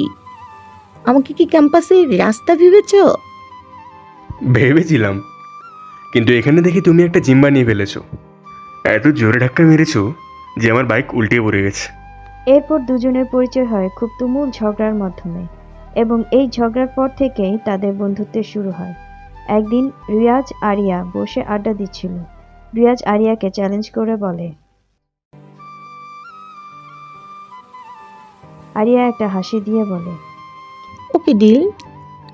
আর যদি আমি জিতি তাহলে তুমি আমাকে 1 মাস নোট লিখে দিবে। কিন্তু দুঃখের বিষয় আরিয়া হেরে যায়, আর রিয়াজ তাকে 1 মাস চা বানিয়ে খাওয়ায়। কিন্তু এই বাজিটা ছিল তাদের বন্ধুত্বের প্রথম ধাপ। হঠাৎ একদিন বিকেলে ঝুম বৃষ্টি শুরু হয়, কিন্তু আরিয়া ক্যাম্পাসে ক্যান্টিনে বসেছিল, কারণ আরিয়া বৃষ্টিতে ভিজতে চাচ্ছিল না। তখন রিয়াজ তার সামনে আসে আর বলে, চলো না আরিয়া, একটা দিনের জন্য একটু বৃষ্টিতে ভিজি। আমার আর তোমার বন্ধুত্বের স্মৃতি তাই ক্যাম্পাসের মধ্যে থেকে যাবে। না, আমি অসুস্থ হয়ে যাই, কারণ বৃষ্টি আমায় অসুস্থ করে দেয়। রিয়াজ একটা মুচকি হাসি দিয়ে বলে, তুমি যদি ভিজো, আমি তোমাকে গরম গরম কফি বানিয়ে খাওয়াবো, শুধুমাত্র স্পেশালি তোমার জন্য বানাবো এটা। আরিয়া এক মুহূর্ত কিছু একটা ভাবে, তারপর সে দৌড়ে বাইরে চলে যায়। বৃষ্টিতে ভিজতে ভিজতে রিয়াজ আর আরিয়া প্রথমবারের মতো একে অপরের দিকে অনুভাবে তাকায়। তাদের মনের মধ্যে কিছু একটা চলছিল, যেটার প্রকাশ দুজনের কেউই করে না, শুধু অপলক দৃষ্টিতে তাকিয়ে থাকে দুজন দুজনের দিকে। তারপরের ঘটনা, একদিন লাইব্রেরিতে আরিয়া বসেছিল, রিয়াজ তাকে পড়াচ্ছিল। হঠাৎই পড়তে পড়তে তারা দুজন খুব কাছাকাছি চলে আসে। হঠাৎ বাতাসে একটা ঝাপটা এসে আরিয়ার চুল এলোমেলো করে দেয়। রিয়াজ ঘোর লাগা দৃষ্টিতে তার দিকে তাকিয়ে বলে, এলোমেলো চুলে তোমাকে অনেক কিউট লাগছে। তোমার চোখে যেন কেমন একটা অন্যরকম ব্যাপার আছে। কেন যেন ওই চোখে থাকলে আমি নিজেকে হারিয়ে ফেলি। নিজেকে খুঁজে পেতে সময় লেগে যায় আমার। কি আছে ওই চোখে? তখনই আরিয়া শাসন করার ভঙ্গিতে বলে, এই বইয়ের কোন পাতার কোন লাইনে লেখা আছে? অথবা এটা কি কোনো বইয়ের নাম? বইয়ের নাম তুমি হলে কেমন হয়? এই মুহূর্তটা ছিল তাদের বন্ধুত্ব আর অসম্পূর্ণ অনুভূতির সূচনা। রিয়াজ বলে ওঠে, বলো তো, এত পড়াশোনা করে কি হবে? পড়াশোনা ভালো লাগে না আমার। আরিয়া একটা মুচকি হাসি দিয়ে রিয়াজের দিকে তাকিয়ে বলে ওঠে, ও, তাহলে তোমার এখন পড়াশোনা করতে ভালো লাগছে না? তো কি করতে ভালো লাগছে শুনি? রিয়াজ আরিয়ার চোখের দিকে তাকিয়ে বলে ওঠে, এই নেশা ভরা চোখ দুটো দেখতে ভালো লাগে, চোখের মায়ায় হারিয়ে যেতে ভালো লাগে, কাউকে খুব করে গভীরভাবে অনুভব করতে ইচ্ছা করে, তাকে নিয়ে অজানা উদ্দেশ্যে হারিয়ে যেতে ইচ্ছা করে। ওয়াও, খুব সুন্দর কবিতা। তো তো কবিতা লেখা শুরু করলা কবে থেকে? তারপরের একদিনের ঘটনা, আরিয়া আর রিয়াজ দেখে পুরো ক্লাসের সবাই তাদের নিজেদের ক্লাসমেটদের সাথে আড্ডা দিচ্ছে, কেবল রিয়াজ আর আরিয়া ছাড়া। আরিয়া বলে ওঠে, সবাই কোথায় গেল? আমি কি এতটাই বোরিং? হয়তো আমরা স্পেশাল। এরপর রিয়াজ আরিয়াকে একটা ক্যাফেটেরিয়াতে নিয়ে গেল। আচ্ছা, এটা ডেট না হলেও ধরো আমাদের একটা ফ্রেন্ডশিপ ডেট। ফ্রেন্ডশিপ ডেট মানে? রিয়াজ, কোনো প্রেম নেই, কোনো ভালোবাসা নেই, শুধু খাবার খাবার আর একসঙ্গে হাসাহাসি। সেদিন ওরা হাসতে হাসতে অনেক সময় পার করলো, কিন্তু দুজনের মনে কিছু অনুভূতির জন্ম নিল, যেটা কেউ কাউকে বলতে পারেনি। এভাবেই একদিন রিয়াজ তার পুলিশের ট্রেনিংয়ে চলে যাওয়ার সময় চলে আসে। আরিয়া কিছু না বলেই তাকে বিদায় জানাতে এলো না। রিয়াজ খুব কষ্ট পায়। মনে মনে সে ভাবে আরিয়া কেন তাকে বিদায় জানাতে এলো না। সে বলতে থাকে, তুমি কি আমাকে একটা বারের জন্য বিদায় জানাবে না? অবশেষে কোনো উপায় না পেয়ে একটা মেসেজ দেয়। মেসেজে এই লেখা থাকে, কি ব্যাপার আরিও, আমি তোমাকে খুব মিস করছি। তুমি কি একটা বারের জন্য আমাকে বিদায় জানাতে আসবে না? আরিয়া কোনো রিপ্লাই দিল না, শুধু একটা হাসির ইমোজি পাঠালো। রিয়াজ মনে মনে বলে, তুমি কি জানো তোমাকে যে না দেখে চলে যাওয়াটা আমার জন্য কত কঠিন? আমার মধ্যে অসহ্য ঘৃণা হচ্ছে আরিয়া। কেন তুমি এমন করলে? কেন এলে না? তুমি আর আমি তো খুব ভালো বন্ধু ছিলাম। তুমি কি সেই বন্ধুত্ব ভুলে গেলে? তারপর রিয়াজ চলে যায়। এরপর আরিয়া আর রিয়াজ নিজেদের প্রফেশনে যোগ দেয়। তারপর আর তাদের বহু বছর কোনো যোগাযোগ হয়নি। হঠাৎ করে আবার এই কর্মস্থলে দুজনের দেখা। টাইপ সিটির বাতাসে আজ এক অদ্ভুত উত্তেজনা। রাজবীর সিং এখনও তার পরিকল্পনায় স্থির, কিন্তু তার আসল লক্ষ্য এখন আরিয়া। আদি চুপচাপ দাঁড়িয়েছিল, চোখে কিছুটা অস্থিরতা নিয়ে। রানা পাশে এসে দাঁড়িয়ে বলে, কি দেখেছিস আদে? দেখছি আর ভাবছি, আসলে এই রিয়াজ আর আরিয়ার মধ্যে হচ্ছেটা কি? ওদের দুজনের কাহিনীটা কি বলতো? হাসপাতালে রিয়াজের পাশে বসেছিল আরিয়া। রিয়াজ আর আরিয়া একসঙ্গে বসে পুরনো দিনের কিছু কথা মনে করছিল। আমি কি বলতে পেরেছিলাম? তবে হ্যাঁ, এখন প্রফেশনের খাতিরে এবং অন্য এক অনুভূতি আমাকে কথাটা বলার আগেই রিয়াজ হেসে বলে ওঠে, তুমি এখানেও আগের মতন রয়ে গেছো আরিয়া। কথা বলার সময় হাত নড়ানো, রেগে গাল ফুলিয়ে রাখা, সব কিছু আগের মতোই আছে। কিন্তু তুমি আগের মতো নেই। এখন তুমি অনেক বেশি দায়িত্বশীল হয়ে গেছো। কখনো কখনো দায়িত্ব না নিলেই ভালো হতো। তখনই দরজায় একটা ছায়া দেখা যায়, একটি চেনা কণ্ঠস্বর। আরিয়া, আমার সাথে কি একটু আসবে? আরিয়া কিছুটা অবাক হয়ে তাকায় আর বলে, এখনই আসতে হবে? আদি গম্ভীর কণ্ঠে বলে। এখনই মানে এখনই? রিয়াজ ভুরু কুঁচকে তাকিয়ে বলে, আদি, তুমি এখানে? কেন, আমি আসাতে কি খুব অবাক হয়ে গেল? আরিয়া কিছু বলতে যাচ্ছিল, কিন্তু আদি আর কোনো কথা না শুনে ওর হাত ধরে টান দিল এবং টানতে টানতে সেখান থেকে নিয়ে গেল একটি পরিত্যক্ত গুদাম। আরিয়া রাগান্বিত হয়ে হাত ছাড়ানোর চেষ্টা করছে। এইভাবে টানাটানি করো না, বাচ্চাদের মতো। আমি বাচ্চা নই। তাহলে এমন বাচ্চাদের মতো ব্যবহার করছো কেন? মানে? তুমি আর রিয়াজ এত ঘনিষ্ঠ হলে কবে? কি হলো, কিছু বলবা না? আরিয়া কয়েক সেকেন্ড চুপ থেকে হঠাৎ হেসে উঠল। Are you serious? আমাকে সন্দেহ করছো তুমি? আদি চুপচাপ। সে সন্দেহ করতে চায় না, কিন্তু তখনকার ওইভাবে কথা বলা দুজনের, সে কিছুতেই মেনে নিতে পারছে না। বলতে থাকে, আমি জানি তোমার আর রিয়াজের মধ্যে কিছুই নেই, কিন্তু তবুও আমি যখন তোমাকে ওর সাথে দেখলাম, আমার ভেতরটা কেমন যেন লাগলো। আরিয়া ধীরে ধীরে আদির দিকে এক কদম এগিয়ে এসে বলে, তুমি কি চিন্তিত হচ্ছ? আমি জানি না। তুমি তো জানো, সব কিছুই জানো। ঠিক ওই মুহূর্তেই একটা ফোন কল ওদের এই সমস্তটা নষ্ট করে দিল। হঠাৎই ফোন বাজতে লাগলো।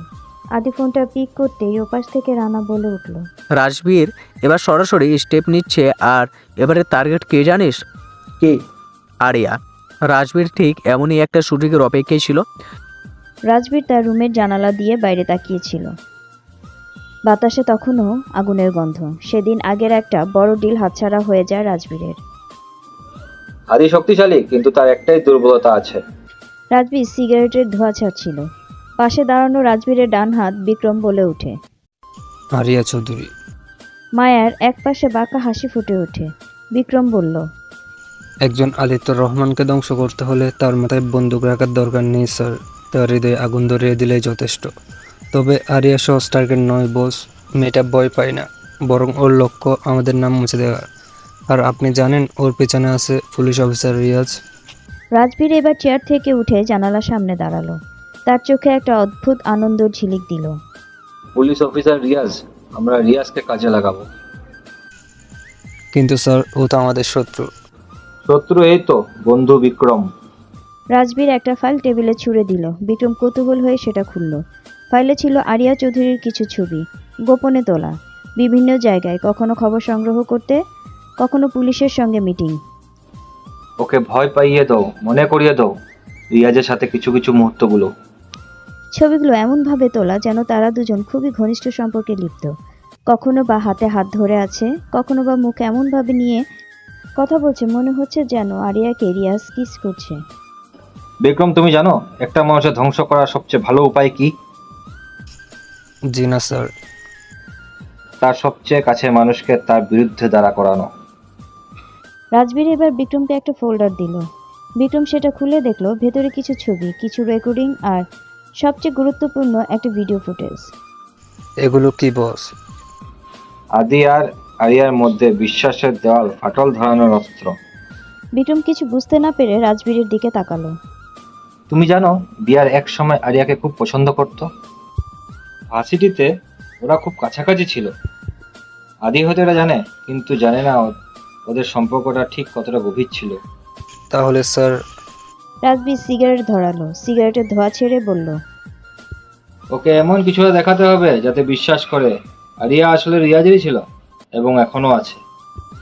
কিন্তু বস, আদির মতো একজন লোককে এত সহজে বিশ্বাস করবে? অবশ্যই না। তাই তো প্রমাণ সাজিয়ে দিতে হবে এমন ভাবে যেন সেটা তার সামনেই এসেই পড়ে। রাজবীর একপাশে বাঁকা হাসি ফুটিয়ে বলল, আর সবচেয়ে মজার ব্যাপার কি জানো, সত্য আর মিথ্যার মাঝখানে খুব শুষ্ক একটা লাইন থাকে। আমরা শুধু সত্যটাকে মুছে দিয়ে মিথ্যাকে বাস্তব বানিয়ে দেব। আদি তখন এক ডিলারের সঙ্গে দেখা করতে যাচ্ছিল। হঠাৎ রানার ফোন এলো। ভাই, কিছু একটা খবর আসে। কি হয়েছে? তুমি এখনই এই ভিডিওটা দেখো, আমি তোমার কাছে পাঠাচ্ছি। আদি তখন ভিডিওটা চালানো শুরু করে। ভিডিওতে দেখা যাচ্ছে একটা ক্যাফেতে বসে আছে রিয়াজ ও আরিয়া। ক্যামেরার অ্যাঙ্গেল এমনভাবে ঠিক করা যেন ওদের কথোপকথন খুব ঘনিষ্ঠ লাগছে।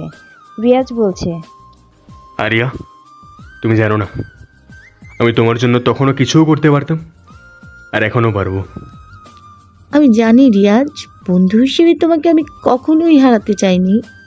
তুমি সব সময় আমার আপন ছিলে। রিয়াজ এবার আরিয়ার হাত ধরে বলল। তাহলে এবার কি আমাকে দূরে ঠেলে দিবে? আরিয়া একটু নরম সুরে বলল, আমি জানি না রিয়াজ, কিন্তু কিছু সত্য কখনোই পাল্টানো যায় না। ভিডিওটা এখানেই শেষ হয়ে যায়। আদি ফোনটা শক্ত করে ধরে। রানা একটু হেসে বলল, ভাই, ভিডিওটার সময় আর লোকেশন খেয়াল করেছো? এটা ঠিক সেদিন রাতের যেদিন তুমি আরিয়াকে খুঁজে পাচ্ছিলে না। আরিয়া ওই রাতে তোমার থেকে দূরে গিয়েছিল কার সাথে দেখা করার জন্য। আদি ভাবনায় পড়ে গেল। তার হাত ধীরে ধীরে মুষ্টিবদ্ধ হয়ে গেল। ওর মাথার ভেতরে আরিয়ার কথাগুলো বাজছিল। কিছু সত্য ঘটনা কখনোই পাল্টানো যায় না। আদি আস্তে আস্তে বলল, তাহলে সত্যটা কি? রানা কিছু না বলে চুপ করে থাকলো। আদি এবার উঠে দাঁড়ালো। তার চোখে সেই পুরনো ঠান্ডা রাগ ফিরে এলো। আমাকে ওদের সামনে যেতেই হবে। আমি নিজের কানে শুনতে চাই আসলে সত্যটা কি। এই ভিডিওটা যথেষ্ট না। আমরা চাই আদি নিজে ওদের সামনে গিয়ে ভুল বোঝার সুযোগ পায়, তবেই সে প্রতিক্রিয়া দেখাবে। বিক্রম মাথা ঝাঁকালো আর বলল, কিন্তু আদি যদি বুঝে ফেলে এটা ফাঁদ? তখনই রাজবীর বলে উঠল, সেটা তখন ভাবা যাবে। আগে ওকে কনফিউজ করো। আর যখন মাফিয়া কনফিউজ হয় তখন সে ভুল করে বসে, আর সেই সুযোগটাই আমাদের কাজে লাগাতে হবে। আদি ফোন হাতে বসেছিল। ওর চোখের সামনে বারবার সেই ভিডিওটা ঘুরপাক খাচ্ছিল। তুই সব সময় আমার আপন ছিলি, তাহলে এবার কি আমাকে দূরে? ভাই, যদি সত্যি সত্যি কিছু না থাকে তাহলে ওদের সামনে গিয়ে জিজ্ঞাসা করো ওরা কি আলোচনা করছিল। আগে জিজ্ঞেস করবো না, আমি ওদেরকে দেখবো, ওদের চোখ দেখে সত্যিটা বুঝবো। রিয়াজ আর আরিয়া একটা নিরিবিলি ক্যাফেতে বসেছিল। তুমি আজ এখানে এসেছো? আমার দরকার হলে ওকে বলতে হয় না রিয়াজ, আমি নিজের ইচ্ছেই চলে এসেছি। রিয়াজ একটু হেসে বলল, তোমাকে নিয়ে আমার চিন্তা হয় আরিয়া। তুমি জানো না রাজবীর কতটা ভয়ঙ্কর হতে পারে। তুমি কি মনে করেছো আমি ভয় পাই? ঠিক তখনই দরজায় একটা ছায়া পড়ল। আদি, ওর চোখ দুটো কাচের মতো শক্ত। মুখে কোনো আবেগ নেই, কিন্তু চোখে ধূসর একটা ঝড় রয়েছে। রিয়াজ একটু চমকে গেল, কিন্তু নিজেকে সামনে নিয়ে বলল, তুমি এখানে আদি? আদি কোনো উত্তর দিল না, বরং একদম ধীর পায়ে এসে দাঁড়ালো ওদের টেবিলের পাশে। আরিয়া কিছু বলার আগেই আদি ঠান্ডা গলায় বলল, কি সুন্দর দৃশ্য, তাই না? রিয়াজ এবার একটু বিরক্ত হয়ে বলল, আরে এটা তেমন কিছু না, আমরা শুধু। আদি হাত তুলে থামিয়ে দিল। আমি শুনতে আসিনি, দেখতে এসেছি। রিয়াজ এবার একটু রাগী গলায় বলল, আদি, তোমার স্বভাবটা এমন কেন? সব সময় তুমি ভুল বুঝো কেন? আদি এবার সোজা রিয়াজের দিকে তাকালো। চোখে মুখে চাপা বিষাদ মিশ্রিত রাগ। ভুল বুঝেছি। তাহলে তোমরা যা বলছিলে সেটা আরেকবার বলো, যাতে আমি ঠিক বুঝতে পারি। রিয়াদ এবার উঠে দাঁড়ালো আর বলতে লাগলো, আরিয়া, এটা একটা ফাঁদ হতে পারে। রাজবীর তোমাদেরকে ভুল বোঝানোর চেষ্টা করছে। আদি দাঁত দিয়ে ঠোঁট চেপে ধরলো, চোখে সরু করে বলল, ফাঁদ নাকি? সত্যি সত্যি?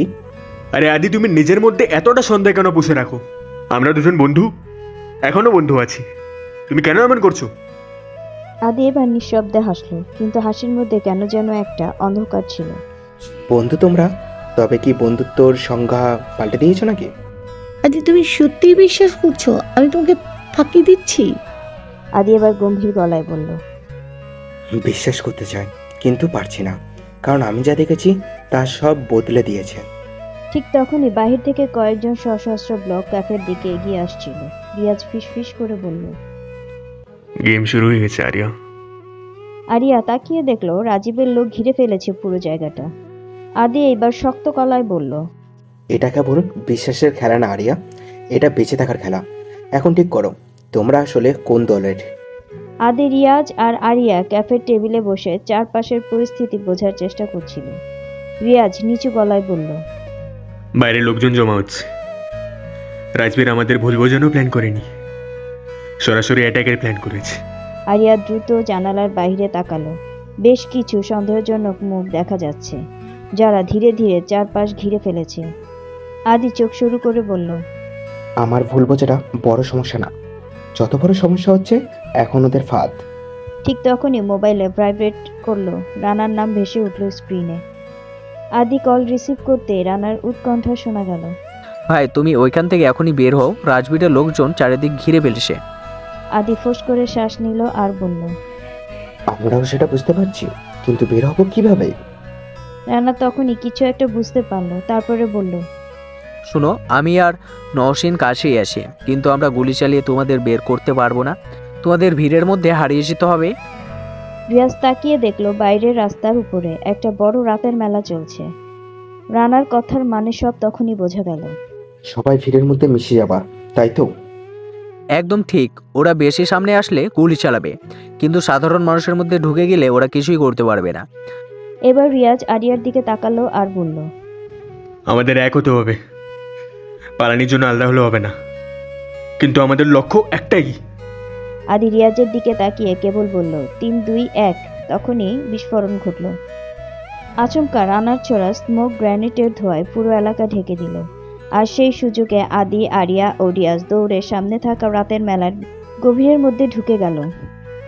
চারদিকে আলোর ঝলকানি, চিৎকার, মাইক থেকে বাজতে থাকা গান, সব মিলিয়ে বিশৃঙ্খল পরিবেশ। তোমার বন্ধুর মতন এন্ট্রি আর কারো হবে না। আরিয়া পেছনে তাকিয়ে দেখলো রাজবীরের লোক ওদের পিছু নিয়েছে। আদি গলায় জোর এনে বলল, ওরা যদি আমাদের চিনে ফেলে তাহলে মরবো, আলাদা হয়ে যাই, কিন্তু এক জায়গায় এসেই মিলবো। রিয়াজ প্রশ্ন করলো, কোথায় মিলবো? রোলার কোস্টারের পেছনে, সেখানে অন্ধকার বেশি। ওরা তখনই আলাদা হয়ে গেল। আরিয়া মেয়েদের একটি বড় গ্রুপের সঙ্গে মিশে গেল, যারা সবাই ফ্লেক্সিবল পোশাক পরা ছিল। রাজবীরের লোকজন চারদিকে ছড়িয়ে পড়ল, তবে ওদের নজর ছিল একটা জায়গায়, একটা বড় সার্কাস চক্রের দিকে, যেখানে রোলার কোস্টার চলছে। তখনই আরিয়া বলল, ওরা বোকা না, ঠিকই বুঝে যাবে আমরা কোথায় যাচ্ছি। ঠিক তখনই মাথার উপর দিয়ে একটা চিৎকার ভেসে এলো। ভাই ঝাঁপ দাও। আদি তাকিয়ে দেখলো রোলার কোস্টারের উপর থেকে একটা দড়ি ঝুলে আছে, আর রানার হাত ধরা, দড়িটা তার দিকে বাড়িয়ে দেয়া। নওশিন দাঁড়িয়ে, হাতে একটা ছোট্ট বন্দুক ধরা। রিয়াজ নিচু গলায় বলল, এটা অনেক পাগলা তো, প্ল্যান কিন্তু কাজে লাগতে পারে। আরিয়া একটু ভয় পেলেও আদি আর রিয়াজের দিকে তাকিয়ে বলল, আমরা কি আসলেই এটা করতে যাচ্ছি? এখন আর পেছনে যাওয়ার সুযোগ নেই, আরিয়া ঝাঁপ দাও। রানা চিৎকার শোনা গেল, ভাই এখন না হলে পরে আর সুযোগ পাবে না। 1, 2, 3, আর পরের মুহূর্তে তিনজনই ঝাঁপ দিল। রাজবীরের লোক হতভম্ব হয়ে তাকিয়ে রইল, আর ওদের চোখের সামনে আদি, রিয়াজ আর আরিয়া রোলার কোস্টারের উপর ঝুলন্ত দড়ি ঝুলে এক মুহূর্তেই ভিড়ের মধ্যে মিলিয়ে গেল। রানা, নওশিন, রিয়াজ, আরিয়া আর আদি সবাই একটা পরিত্যক্ত গ্যারেজে এলো। এতক্ষণ ধরে পালিয়ে আসার ধকল এখন ওদের শরীরে টের পাওয়া যাচ্ছে। রানা একটা পানির বোতল ছুঁড়ে দিল রিয়াজের দিকে। রিয়াজ পানি খেতে খেতে বলল, উফ, আমাদের আজকে দৌড়াদৌড়িতে ন্যাশনাল অ্যাওয়ার্ড পাওয়ার কথা, যেভাবে দৌড়াতে হলো আমি তো আজকে ভেবেছিলাম জীবন শেষ। নওশীন এবার চোখ ঘুরিয়ে বলল, আদির জন্যই পারলে, না হলে ওই রোলার কোস্টার উপর ঝাঁপ দেওয়া সাহস থাকতো না। সবাই হাসলো, কিন্তু আদি একবারে চুপ ছিল। মুখে কোনো কথা নেই, শুধু গাঢ় চোখে আরিয়ার দিকে তাকিয়ে আছে। আরিয়া ওর দৃষ্টিতে ভয় পেয়ে বলল, এইভাবে তাকিয়ে আছো কেন? তুমি জানো রিয়াজ তোমাকে ভার্সিটি থেকেই পছন্দ করতো। আরিয়া থমকে গেল। ও কিছু বলার আগেই রিয়াজ বলল, আদি, এটা এখন আলোচনা করার সময় না। আদি গম্ভীর মুখে বলল, না, এটা এখনই আলোচনার সময়। আমি জানতে চাই আরিয়া এটা জানতো কিনা। কিছুক্ষণ চুপ থেকে আরিয়া বলল, হ্যাঁ আমি জানতাম, কিন্তু আমি ওকে কখনোই সেভাবে দেখিনি। আসলে আমরা খুব ভালো বন্ধু ছিলাম, সেটুকুই। বন্ধু তাই? তাহলে রাজবীর হুট করে তোমার আর রিয়াজের পুরনো সব মেসেজ, চ্যাট আর ছবি কোথা থেকে পেল? রানা, নওশীন সবাই অবাক হয়ে গেল। নওশীন বিস্মিত কণ্ঠে বলল, কি, রাজবীর এসব পেয়েছে? রাজবীর চায় তোমাকে আর আমাকে একে অপরকে বিরুদ্ধে দাঁড় করাতে। এটা বোঝা এতটা কঠিন তোমার জন্য? আদি এবার দাঁড়ালো, তার চোখ লাল হয়ে উঠেছে। রেগে বলে উঠল, আমি বোকার মতো কিছুই বুঝতে পারছি না, তাই তো? রাজবীর এমন কিছু বলেছে বা দেখিয়েছে যাতে আমি পুরোই স্পষ্ট বুঝতে পেরেছি ওর কাছে এমন কিছু তথ্য আছে যা আমার আগে কিছু জানাই ছিল না। আরিয়া এবার উঠে দাঁড়িয়ে রাগী গলায় বলল, তুমি কি সন্দেহ করছো যে আমি রাজবীরের সঙ্গে কোনোভাবে জড়িত? আদি তাকিয়ে থাকলো। সে সরাসরি কোনো উত্তর দিল না, কিন্তু তার চোখের ভাষা বলে দিচ্ছিল সন্দেহের ছাপ লেগে গেছে। তুমি বিশ্বাস করো না আমাকে, তাই না? এই কথা বলার পর চারপাশ নীরব হয়ে গেল। রিয়াজ একটা দীর্ঘশ্বাস ছেড়ে বলল, আমাদের এখন নিজেদের মধ্যে ভুল বোঝাবুঝি করার সময় নেই। রাজবীর আমাদের সবাইকে শেষ করে দিতে চাইছে। আদি পেছনে এক পা ছড়িয়ে বলল, হতে পারে, কিন্তু কিছু ব্যাপার পরিষ্কার না হওয়া পর্যন্ত আমি আর কারো কথা বিশ্বাস করতে পারছি না। এ কথা বলেই আদি একা গ্যারেজ থেকে বের হয়ে গেল। আদি গ্যারেজ থেকে বেরিয়ে আসার পর থেকে রাগে অভিমানে তার মাথার ভেতরে ঘুরপাক খাচ্ছিল রাজবীরের দেখানো সেই তথ্যগুলো, পুরনো মেসেজ, ছবি, আর এখন তো এডিট করা ভিডিও চলে এসেছে। আরিয়া কি সত্যিই আমাকে কিছু লুকিয়েছে, নাকি এটা রাজবীরের একটা খেলা? সে সন্দেহ নামানোর চেষ্টা করেও পারছিল না। পেছন থেকে রানা এসে কাঁধে হাত রাখলো আর বলতে লাগলো, ভাই তোমাকে একটা কথা বলি, তোমাকে একটু মাথা ঠান্ডা রাখতে হবে। এটা রাজবীরের প্ল্যানও হতে পারে, তোমাকে আরিয়াকে ভুল বোঝানোর জন্য এটা করেছে। আদি ঠান্ডা গলায় বলল, কিন্তু তুই কিভাবে এত শিওর হস যে সত্যি কিছুই লুকিয়ে রাখেনি? কারণ আমি তোমাদের দুইজনকে দেখেছি ভাই, তোমরা একে অপরের চোখে চোখে দেখে বুঝ হারাচ্ছিও। যদি তোমাকে ঠকাতো তাহলে সে তার চোখেই ধরা পড়তো। আদি কিছু বলল না, শুধু চল শক্ত করলো। ঠিক তখনই পেছন থেকে নওশীন দৌড়ে এসে বলল, এটা এখন সময় না, রাজবীরের লোক আমাদের খুঁজছে, আমরা এখানে বেশি সময় থাকলে বিপদে পড়ে যাব।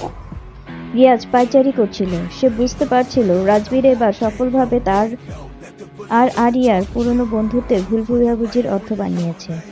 আরিয়া পাশে বসে মাথায় হাত দিয়ে বলল, আমি কি সত্যিই কিছু ভুল করেছি রিয়াজ? রিয়াজ গভীর দৃষ্টিতে তাকিয়ে বলল, আমরা শুধু বন্ধু ছিলাম আরিয়া, তুমি আমাকে সেভাবে দেখোনি। আমি দেখেছিলাম, কিন্তু সেটা আমার অনুভূতি, তোমাকে কষ্ট দেওয়ার জন্য নয়। তাহলে আদি কেন আমাকে বিশ্বাস করছে না? রিয়াজ এক মুহূর্ত চুপ থেকে বলল, কারণ সে তোমাকে সবচেয়ে বেশি ভালোবাসে। যখন কেউ কাউকে ভালোবাসে তখন সে ভয় বেশি করে, আর এই ফেলার ভয় ঢুকে যায় মনে। আরিয়া চোখ বন্ধ করলো আর বলল, তাহলে কি সে আমাকে সত্যিই হারিয়ে ফেলবে? রিয়াজ দীর্ঘশ্বাস ফেলে বলল, যদি আজ রাজবীরের চাল সফল হয় তাহলে কি হবে বুঝতে পারছো? রাজবীর তার প্রাইভেট কারে বসে হাসছিল, হাতে ফোন। সে আদিকে পাঠানো ভিডিও কাউন্ট দেখল, সিন। সে ফোন কানে দিয়ে বলল, আদি তোর রাগটা কেমন চলছে? পুরোনো ভিডিওগুলো দেখছিস তো? এখন যদি বিশ্বাস না হয় তাহলে একটু অপেক্ষা কর, আমার পরবর্তী গিফটটা তোর জন্যই প্রস্তুত। আদি যখন রাস্তায় বের হলো তখন হঠাৎ একটা ট্রাক পেছন থেকে ওদের দিকে ধেয়ে এলো। রানা চিৎকার করে বাইকটা একপাশে টানলো আর বলল, সাবধান সাবধান। আদি এক লাফে পাশে দেয়ালে উঠে লাফ দিল, কিন্তু দেখলো ট্রাকটা ওদের পেছনে এসে থেমে গেছে। দরজা খুলে ভেতর থেকে বেরিয়ে এলো মুখোশ পরা লোক আর কিছু অস্ত্রধারী লোক। অন্যদিকে গ্যারেজে থাকা আরিয়া আর রিয়াজের অবস্থাও সুবিধার ছিল না। বাইরে থেকে গুলির শব্দ শোনা গেল। রিয়াজ দ্রুত বলল, ওরা আমাদের লক্ষ্য করছে। আরিয়া বন্দুক বের করলো, বলল, এখান থেকে বের হতে হবে এখনই। ঠিক তখনই বোমা বিস্ফোরণ হলো গ্যারেজের বাইরে। রানা দূর থেকে চিৎকার করলো। আরিয়া, রিয়াজ, বের হও। ঠিক যখন সবকিছু ধোঁয়ায় আচ্ছন্ন দেখা যাচ্ছিল, রানা আর নওশীন একটা গাড়ি নিয়ে ধাক্কা দিল গ্যারেজের দেয়ালে। দেয়াল ভেঙে ফেলল। রিয়াজ পড়ে গেল। আরিয়া তাকে ধরার চেষ্টা করছিল। রানা জানালার কাছ নামিয়ে বলল, আরিয়া, তাড়াতাড়ি গাড়িতে ওঠো। আরিয়া রিয়াজ উঠে দাঁড়িয়ে দৌড়ে গাড়িতে উঠে পড়ল। আদি দূর থেকে এই দৃশ্য দেখছিল, কিন্তু তার চোখ ছিল একেবারে শূন্য। সে ধীরে বলল, তুমি সত্যিই ওর সঙ্গে চলে গেলে আরিয়া? রানা বুঝতে পারল ভুল বোঝাবুঝি আরো বড় হয়ে গেল। রানা তীব্র গতিতে গাড়ি চালিয়ে নিয়ে এসে ব্রেক করছিল। সামনে ছিল একটা পুরনো ওয়্যার হাউস, যেখানে আপাতত ওরা লুকিয়ে থাকতে পারবে। সবাই ঠিক আছো তো? সরি, তুমি ঠিক আছো রিয়াজ? প্রায় মারা যেতেই বসেছিলে। রিয়াজ যখন গাড়ি থেকে নামছিল তার কপাল কাটা ছিল, কিন্তু সে পাত্তা দিল না। রাজবীর এবার সত্যি আমাদের ধ্বংস করতে চাইছে। এটা শুধু একটা ওয়ার্নিং সত্য ছিল, পরেরটা সরাসরি টার্গেট করেছে। রানা এবার রিয়াজের দিকে তাকিয়ে বলল, শোনো, তুমি একজন পুলিশ অফিসার, আমাদের চেয়ে বেশি অভিজ্ঞ। রাজবীরের পরবর্তী প্ল্যান কি হতে পারে সেটা বুঝতে পারছো? রাজবীর এখন মিডিয়া ও পুলিশের একটা বড় অংশ নিয়ন্ত্রণ করছে। সে শুধু আমাদের মারতে চায় না, বরং আমাদের অপরাধী বানিয়ে পুলিশের হিট লিস্টে ফেলতে চায়। মানে কি রিয়াজ? মানে খুব সহজ।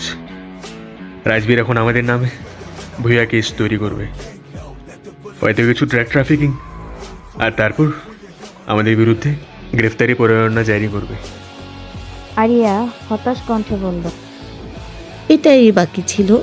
আমরা এখন শুধু রাজবীরের শত্রু না, পুরো সিস্টেমের শত্রু হয়ে যাব।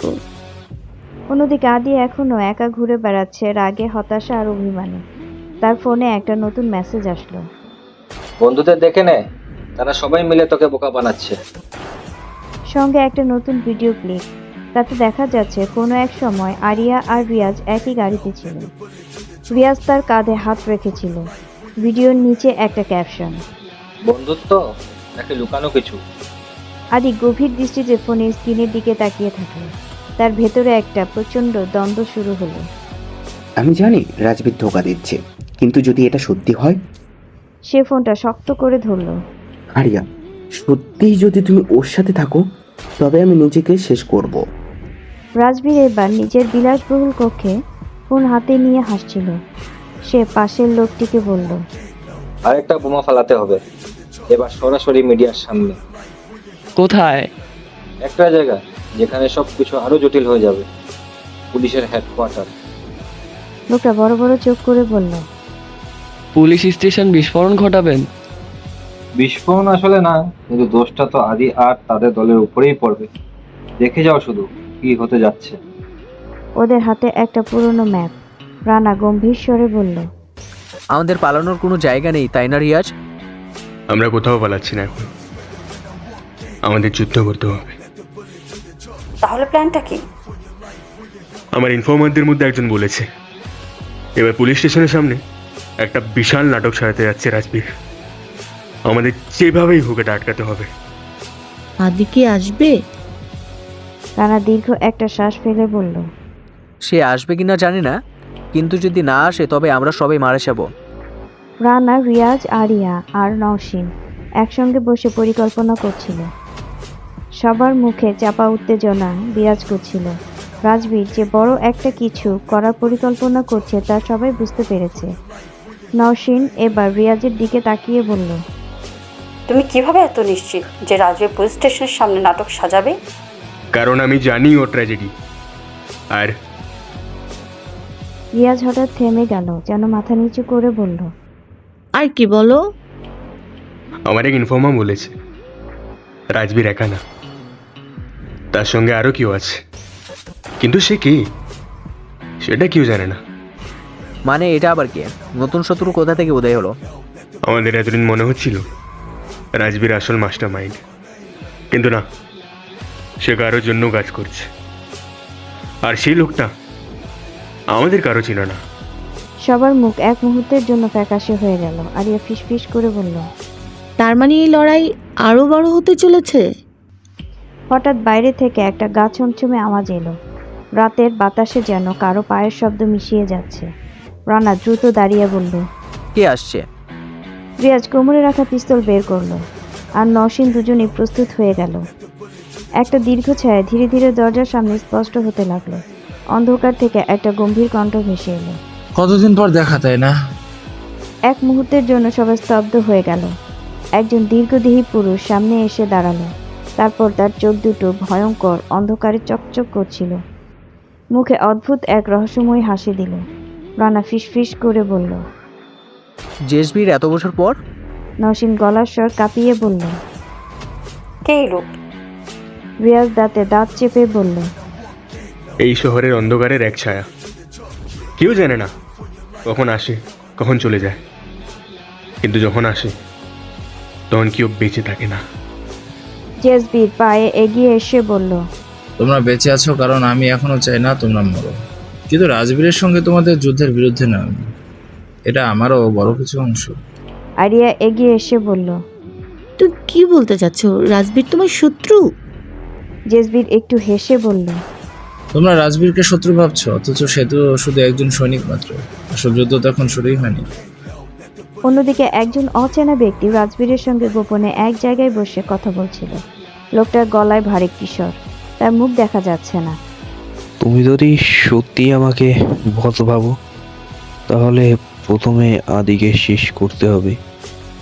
রাজবীর একটু হেসে বলল, তুমি যা বলবে তাই হবে, কিন্তু তুমি কে? লোকটা সামনে ঝুঁকে এসে ফিসফিস করে বলল, আমি সেই শত্রু যে এখনো ছায়ায় লুকিয়ে আছে। তখন বেরিয়ে আসবো, তখন তোমারও কাঁপুনি ধরে যাবে।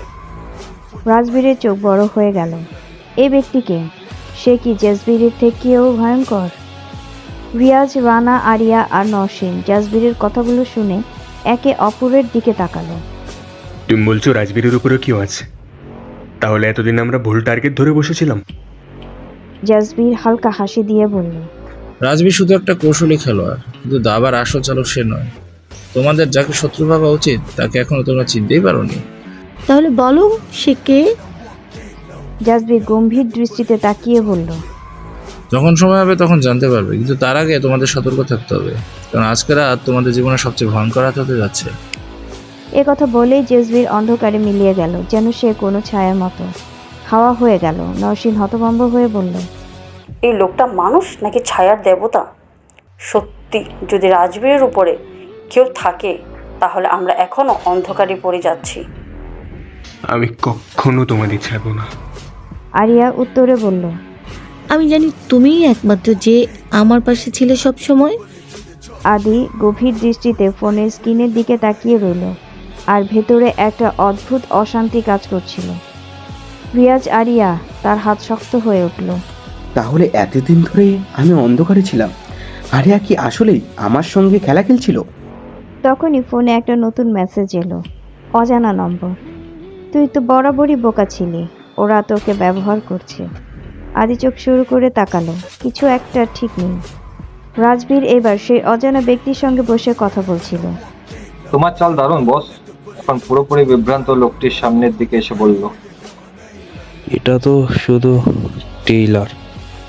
রাজবীর এবার তৈরির জন্য তৈরি করো। আদি তখন তার বন্ধুদের শত্রু ভাববে, তখনই আমরা আমাদের আসল চাল চালবো।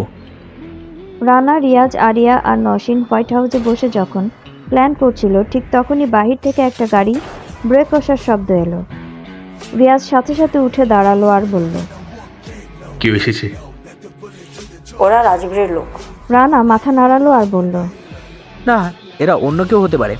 একটা উচ্চ শব্দের নির্দেশ এলো। কিছুক্ষণের মধ্যেই আবার বলে উঠল। রিয়াজ এক ঝটকায় বন্দুক বের করলো। আরিয়া দ্রুত তার পাশে দাঁড়ালো। এটা তো রাজবীরের লোকজনের কাজ মনে হচ্ছে না। এটা নতুন কারো চাল। আমরা এখন কি করব? রানা পকেট থেকে একটা ছোট রিভলভার বের করলো।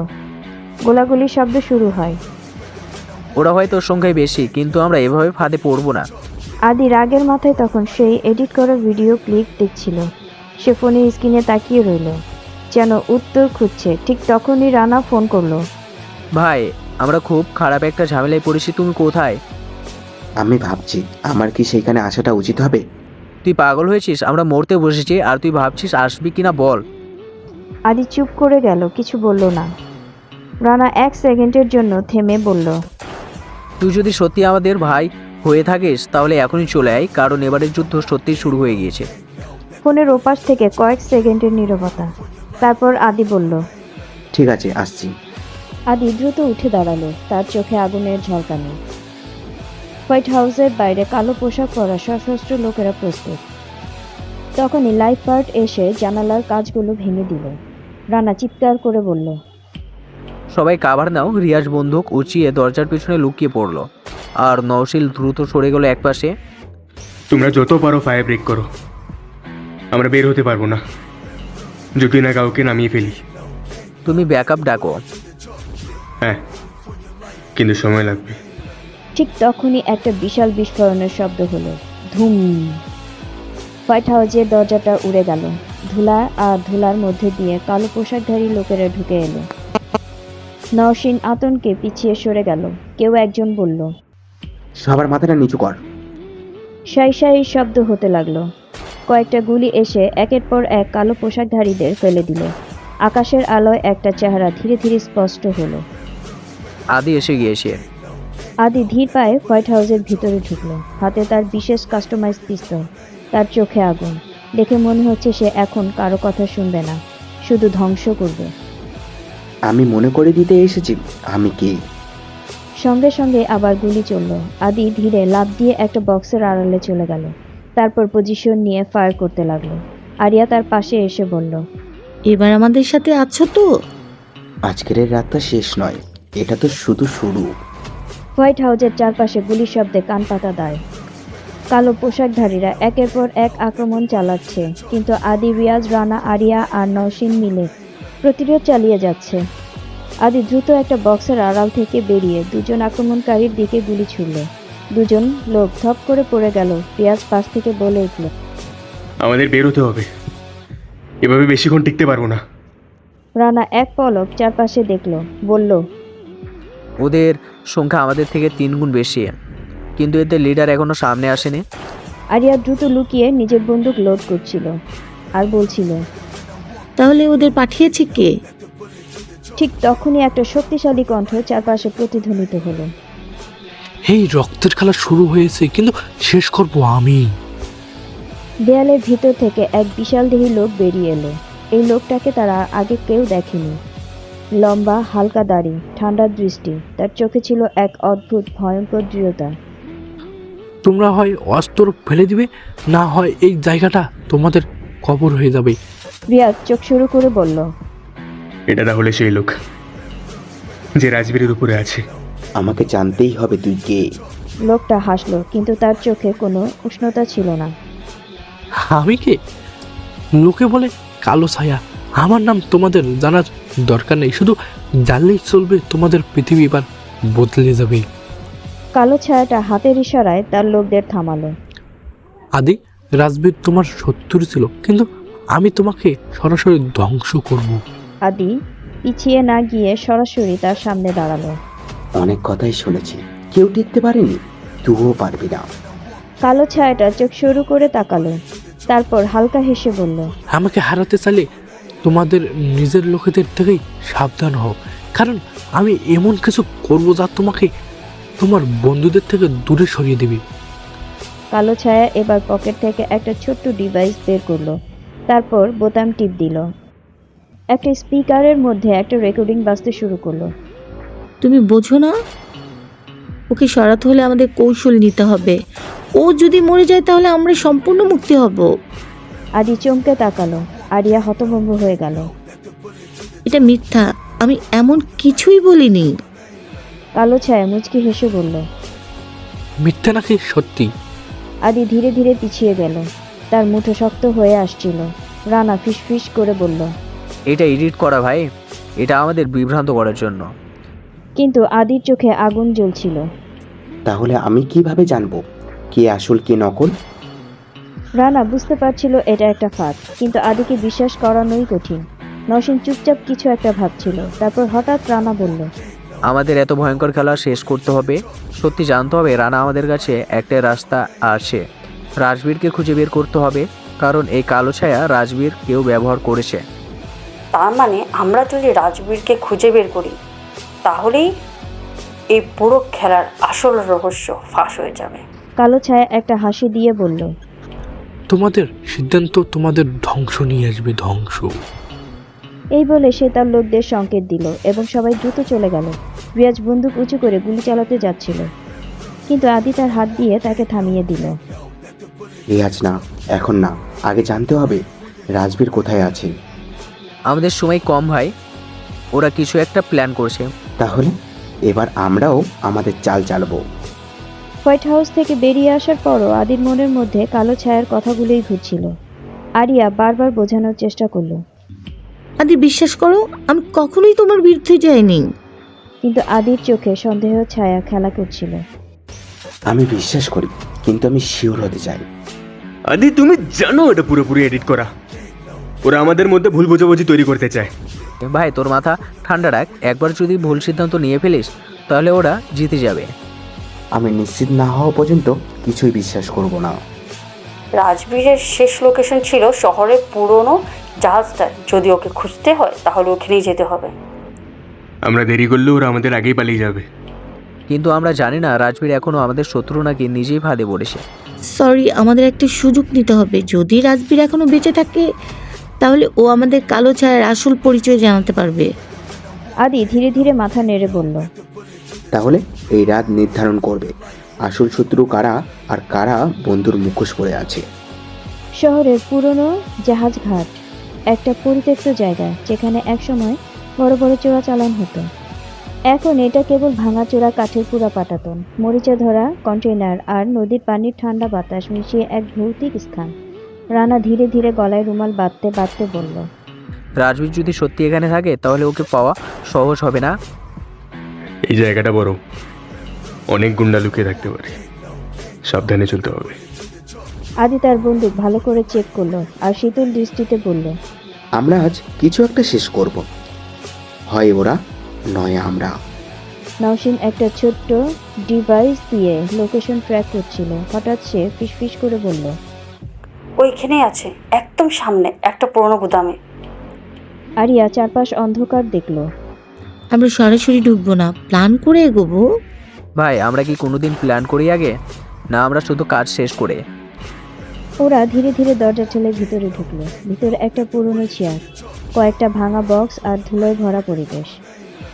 আর ঠিক মাঝখানে শিকলে বাঁধা একজন মানুষ, রাজবীর। তাকে দেখে কেউ চিনতে পারছিল না। গায়ে ক্ষত, মুখে দাড়ি, চোখের নিচে কালি।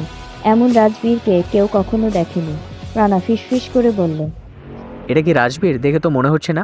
ওকে দেখে মনে হচ্ছে কেউ পিটিয়ে মেরে ফেলার পথে নিয়ে গিয়েছে। আর ইয়া রাজবীরের সামনে হাঁটুর ঘেরে বসে পড়ল। তুমি কি আমাদের চিনতে পারছো রাজবীর? সে ধীরে ধীরে মাথা তুলে তাকায়, চোখে এক অদ্ভুত ভয়। তোরা চলে যা, না হলে তোদের শেষ করে দেবে, আদি কঠিন কণ্ঠে বলল। ওই কে মেরে ফেলবে আমাদের? কালো ছায়া, সে আমাকে ব্যবহার করছে, আর এখন আমি সবচেয়ে বড় শিকার। আদি মুখটা শক্ত করে বলল। তাহলে তুইও এখন আমাদের মতো ওর বিরুদ্ধে? রাজবীর একটানা নিঃশ্বাস নিয়ে বলল, তোমরা ওর ক্ষমতা জানো না, সে তোমাদের সবার মাথার উপরে আছে। আমি ভেবেছিলাম আমি বস, কিন্তু আমি ছিলাম একটা খেলনা। আদি এগিয়ে গিয়ে তার শিকল খুলে দিতে চাইলে, কিন্তু ঠিক তখনই শব্দ। কিছু একটা গ্যাংস্টার ধোয়া গোদামের ভিতরে পড়ল, আর মুহূর্তেই মধ্যে সাদা ধোঁয়ায় পুরো জায়গাটা ভরে গেল। রিয়াদ চিৎকার করে বলল, কভার নাও সবাই। শালা আগে থেকে জানতো আমরা আসবো। আরিয়া কাঁচতে কাঁচতে বলল, কেউ কি কাউকে দেখতে পাচ্ছো? হঠাৎ গুলির শব্দ। রানা আর নওশীন আড়ালে চলে গেল। আদি আর রিয়াজ বন্দুক উঠিয়ে সামনে তাকালো। আদি দাঁতে দাঁত চেপে বলল, আমরা এই খেলা শেষ করব। ধোঁয়ার মধ্যে গুলির শব্দ প্রতিধ্বনিত হচ্ছিল। রিয়াজ দ্রুত কাভার নিল, আর আদি তার পাশে দাঁড়িয়ে বন্দুক উঁচিয়ে বলল, ওরা আমাদের দেখে ফেলেছে, আমাদের বের হতে হবে। এটা ফাঁদ, ওরা আমাদের একসাথে এনেছে যেন শেষ করতে পারে একসাথে। কিন্তু প্রশ্ন হলো, আমাদের মধ্যে কেউ কি ওদের জন্য কাজ করেছে? ঠিক তখনই একটা নতুন গুলির শব্দ। ধোঁয়ার ভিতর থেকে একটা চিৎকার এলো। রাজবীর গুলিবিদ্ধ হয়ে মাটিতে পড়ে গেল। আদি ঘুরে তাকালো, তার চোখ আগুনের মতো জ্বলছিল। কেউ আমাদের একজনকে টার্গেট করেছে। রিয়াজ দ্রুত রাজবীরের কাছে ছুটে গিয়ে তার ক্ষতস্থান চেপে ধরল। বলো, তুমি ঠিক আছো? রাজবীর রক্তাক্ত ঠোঁট নিয়ে হাসল। আমাকে নিয়ে বেশি চিন্তা করো না, কিন্তু তোমরা সবাই এখন বিপদের কাছে। আলো ছায়া এতদিন আমাকে ব্যবহার করেছে। আমি ভেবেছিলাম আমি নিজেই ডন, কিন্তু আমার সব কিছু ধূলিসাৎ করে দিয়েছে। ও নিজে ডন হয়ে এসছে। ঠিক তখনই ধোঁয়া একটু পরিষ্কার হতে শুরু করলো, আর তার মধ্য দিয়ে একটা অবয়ব ধীরে ধীরে এগিয়ে আসছিল। কালো ছায়া সেই মানুষটা সামনে এসে দাঁড়ালো, কিন্তু তার কণ্ঠটা ছিল ভয়ানক পরিচিত। অবশেষে আমার পাজলের শেষ অংশটাও এখানে। তোর নাটক শেষ, মুখোশটা খুলে দেখা। তুই কে? আসলে এই খেলাটা এতদিন তুই চালাচ্ছিলি? লোকটা হাসলো, তারপর ধীরে ধীরে মুখোশ খুলে ফেললো, আর সবাই স্তব্ধ হয়ে গেল। অসম্ভব। এটা তো। রিয়াজের হাতটা শক্ত হয়ে উঠল। আমরা এতদিন ধরে যার জন্য লড়ছিলাম, সেই কি আসলে আমাদের শত্রু? মুখোশের আড়াল থেকে বেরিয়ে এলো আবির হাসান। রিয়াজ হতভম্ব হয়ে গেল। তোকে তো আমি মেরে ফেলেছিলাম। আবির হাসলো আর বলল, মৃত্যুদের গল্প কেউ শোনে না রিয়াজ। আমি মরিনি, বরং আবার জন্ম নিয়েছি তোমাদের ধ্বংস করার জন্য। কিন্তু তুই তো একসময় আমাদের একজন ছিলি। আবির মাথা ঝাঁকালো আর বলল, ছিলাম, কিন্তু তোমরা কখনোই আমায় গ্রহণ করনি, সবসময় আদেশ। কিন্তু আমি তো ছিলাম কেবল একটা ছায়া, তাই আমি নিজেই কালো ছায়া হয়ে গেছি। তুই আমাদের সঙ্গে বিশ্বাসঘাতকতা করেছিস। আবির একটা বিকট হাসি দিয়ে বলল, না, আমি শুধু আমার পাওনা বুঝে নিতে এসেছি। আবির পকেট থেকে একটা রিমোট বের করলো আর বলতে লাগলো, এটা চাপলে এই পুরো জায়গাটা উড়ে যাবে, আর তোদের কেউ বাঁচাতে পারবে না। রিয়াজ বন্দুক উঁচিয়ে বলল, তোকে মরতেই হবে আবিদ। কিন্তু ও একা নেই, ওদের দল আসে। ঠিক তখনই অন্ধকার থেকে চারিদিক থেকে গুলি ছুটে এলো। আমাদের বের হতে হবে। না, আজ এখানেই সব শেষ হবে। রানা একটা লোহার বক্সের আড়ালে লাফ দিল, আর নওশীন অন্যদিকে ছুটে গেল। আদি বন্দুক উঁচিয়ে একে একে শত্রুদের শেষ করছিল। রিয়াজ একদিকে গুলি ছুড়ে বলছিল, নওশীন বের হওয়ার রাস্তা খুঁজে বের করো। আরিয়া গুলি এড়িয়ে আবিরের দিকে ছুটল। তুই পালাতে পারবি না। আবির পিছিয়ে গেল আর বলল, আমার খেলা শেষ হয়নি। গুড বাই বন্ধু। আবিরের শরীর ঝাঁকিয়ে উঠল, আর সে ধপ করে পড়ে গেল। আগুনের শিখা ধীরে ধীরে কমে আসছিল। রানা কাঁধে হাত রাখছিল নওশীন। এবার সব শেষ। রিয়াজ আকাশের দিকে তাকিয়ে একটা দীর্ঘশ্বাস ফেলল আর বলল, আমরা জিতেছি, কিন্তু অনেক কিছু হারিয়েছি। তুমি কি এখন আমার উপরে সন্দেহ করছো আদি? আমি কখনো সন্দেহ করিনি, শুধু নিশ্চিত হতে চেয়েছিলাম। তাহলে এই ভুল বোঝাবুঝি শেষ। সবাইকে বাঁচিয়ে নিয়ে এসেছি, এটাই বড় পাওয়া। রানা হাততালি দিয়ে বলল, তাহলে এবার পার্টি হোক। কিন্তু আমাদের তো এখনো অনেক কিছু ঠিক করতে হবে। তবে হ্যাঁ, কিন্তু অনন্ত একবার আমাদের জানতে হবে কারা সত্যিকারের বন্ধু আর কারা আড়ালে লুকিয়ে থাকা বন্ধু। রিয়াজ ধীরে ধীরে আদির সামনে এসে দাঁড়ালো এবং আদির চোখে চোখ রেখে বলল, সবসময় চোখের দেখা সবকিছু সত্য হয় না। চোখের দেখা আড়ালেও লুকিয়ে থাকে অনেক সত্য, যেটা আমরা বুঝতে চাই না। আমাদের সব সময় সত্যটাকে খুঁজে বের করার উপায় গ্রহণ করা উচিত। অন্যর দেখানো অনেক কিছু অনেক সময় আমাদের জীবনকে ধ্বংস করে দিতে পারে। কোনো মানুষ যখন ডিপ্রেশনে থাকে, তখন তার হিতাহিত জ্ঞান শূন্য হয়ে পড়ে। অন্যের দেখানো বা অন্যের বলা কিছু কথা যখন তার ব্রেনটে এমনভাবে কাজ করে যে সে ন্যায় অন্যায় ভুলে যায়। নিজের প্রিয়জনের কাছ থেকে পাওয়া আঘাত সহ্য করাটা খুব কঠিন, কিন্তু নিজের প্রিয়জনের উপর বিশ্বাস হারানোটা তার চেয়ে বেশি কঠিন। বিশ্বাস ছাড়া ভালোবাসা টিকে থাকে না। আরে ভাই, কি কঠিন কঠিন কথা বলা শুরু করলা তোমরা? যা হওয়ার তো হয়ে গিয়েছে, এখন তো সব স্পষ্ট। আমাদের শত্রু সব শেষ, নো ভুল বোঝাবুঝি, অনলি হাত ধরা ধরে। বলেই রানা আরিয়ার হাতটা আদির হাতে ধরিয়ে দেয়। আদি একটা মুচকি হাসি দিয়ে আরিয়ার হাতটা শক্ত করে ধরে রাখে। ততক্ষণে পুলিশের সব ফোর্স সেখানে চলে এসেছে। আদি আর আরিয়ার দিকে তাকিয়ে রিয়াজ একটা মুচকি হাসি দিয়ে সেখান থেকে চলে যায়। টাইপ সিটির বাতাস আজ নির্মল, শুদ্ধ। রহস্যময় আলো আর অন্ধকারের খেলার অবসান হয়েছে। আদি আরিয়াকে ধীরে ধীরে তার কাছে টেনে নিয়ে আসে। এইভাবে কাছে টেনে সারা জীবন আগলে রাখবে তো? তুমি আমার সেই পৃথিবী, যাকে ছাড়া এক মুহূর্তে বেঁচে থাকা আমার জন্য কষ্টকর। মৃত্যুর রাগ পর্যন্ত তোমাকে বুকের মধ্যে আগলে রাখবো, আর মৃত্যুর পর ভূত হয়ে তোমার পাশে থাকবো। আদির বলা এ কথা শুনে সবাই হো হো করে হাসতে থাকে। গল্পটা তোমাদের কেমন হলো অবশ্যই কমেন্ট করে জানাবে, আর এটা জানাতে ভুলবেন না যে আপনারা কোন টাইপের গল্প চান।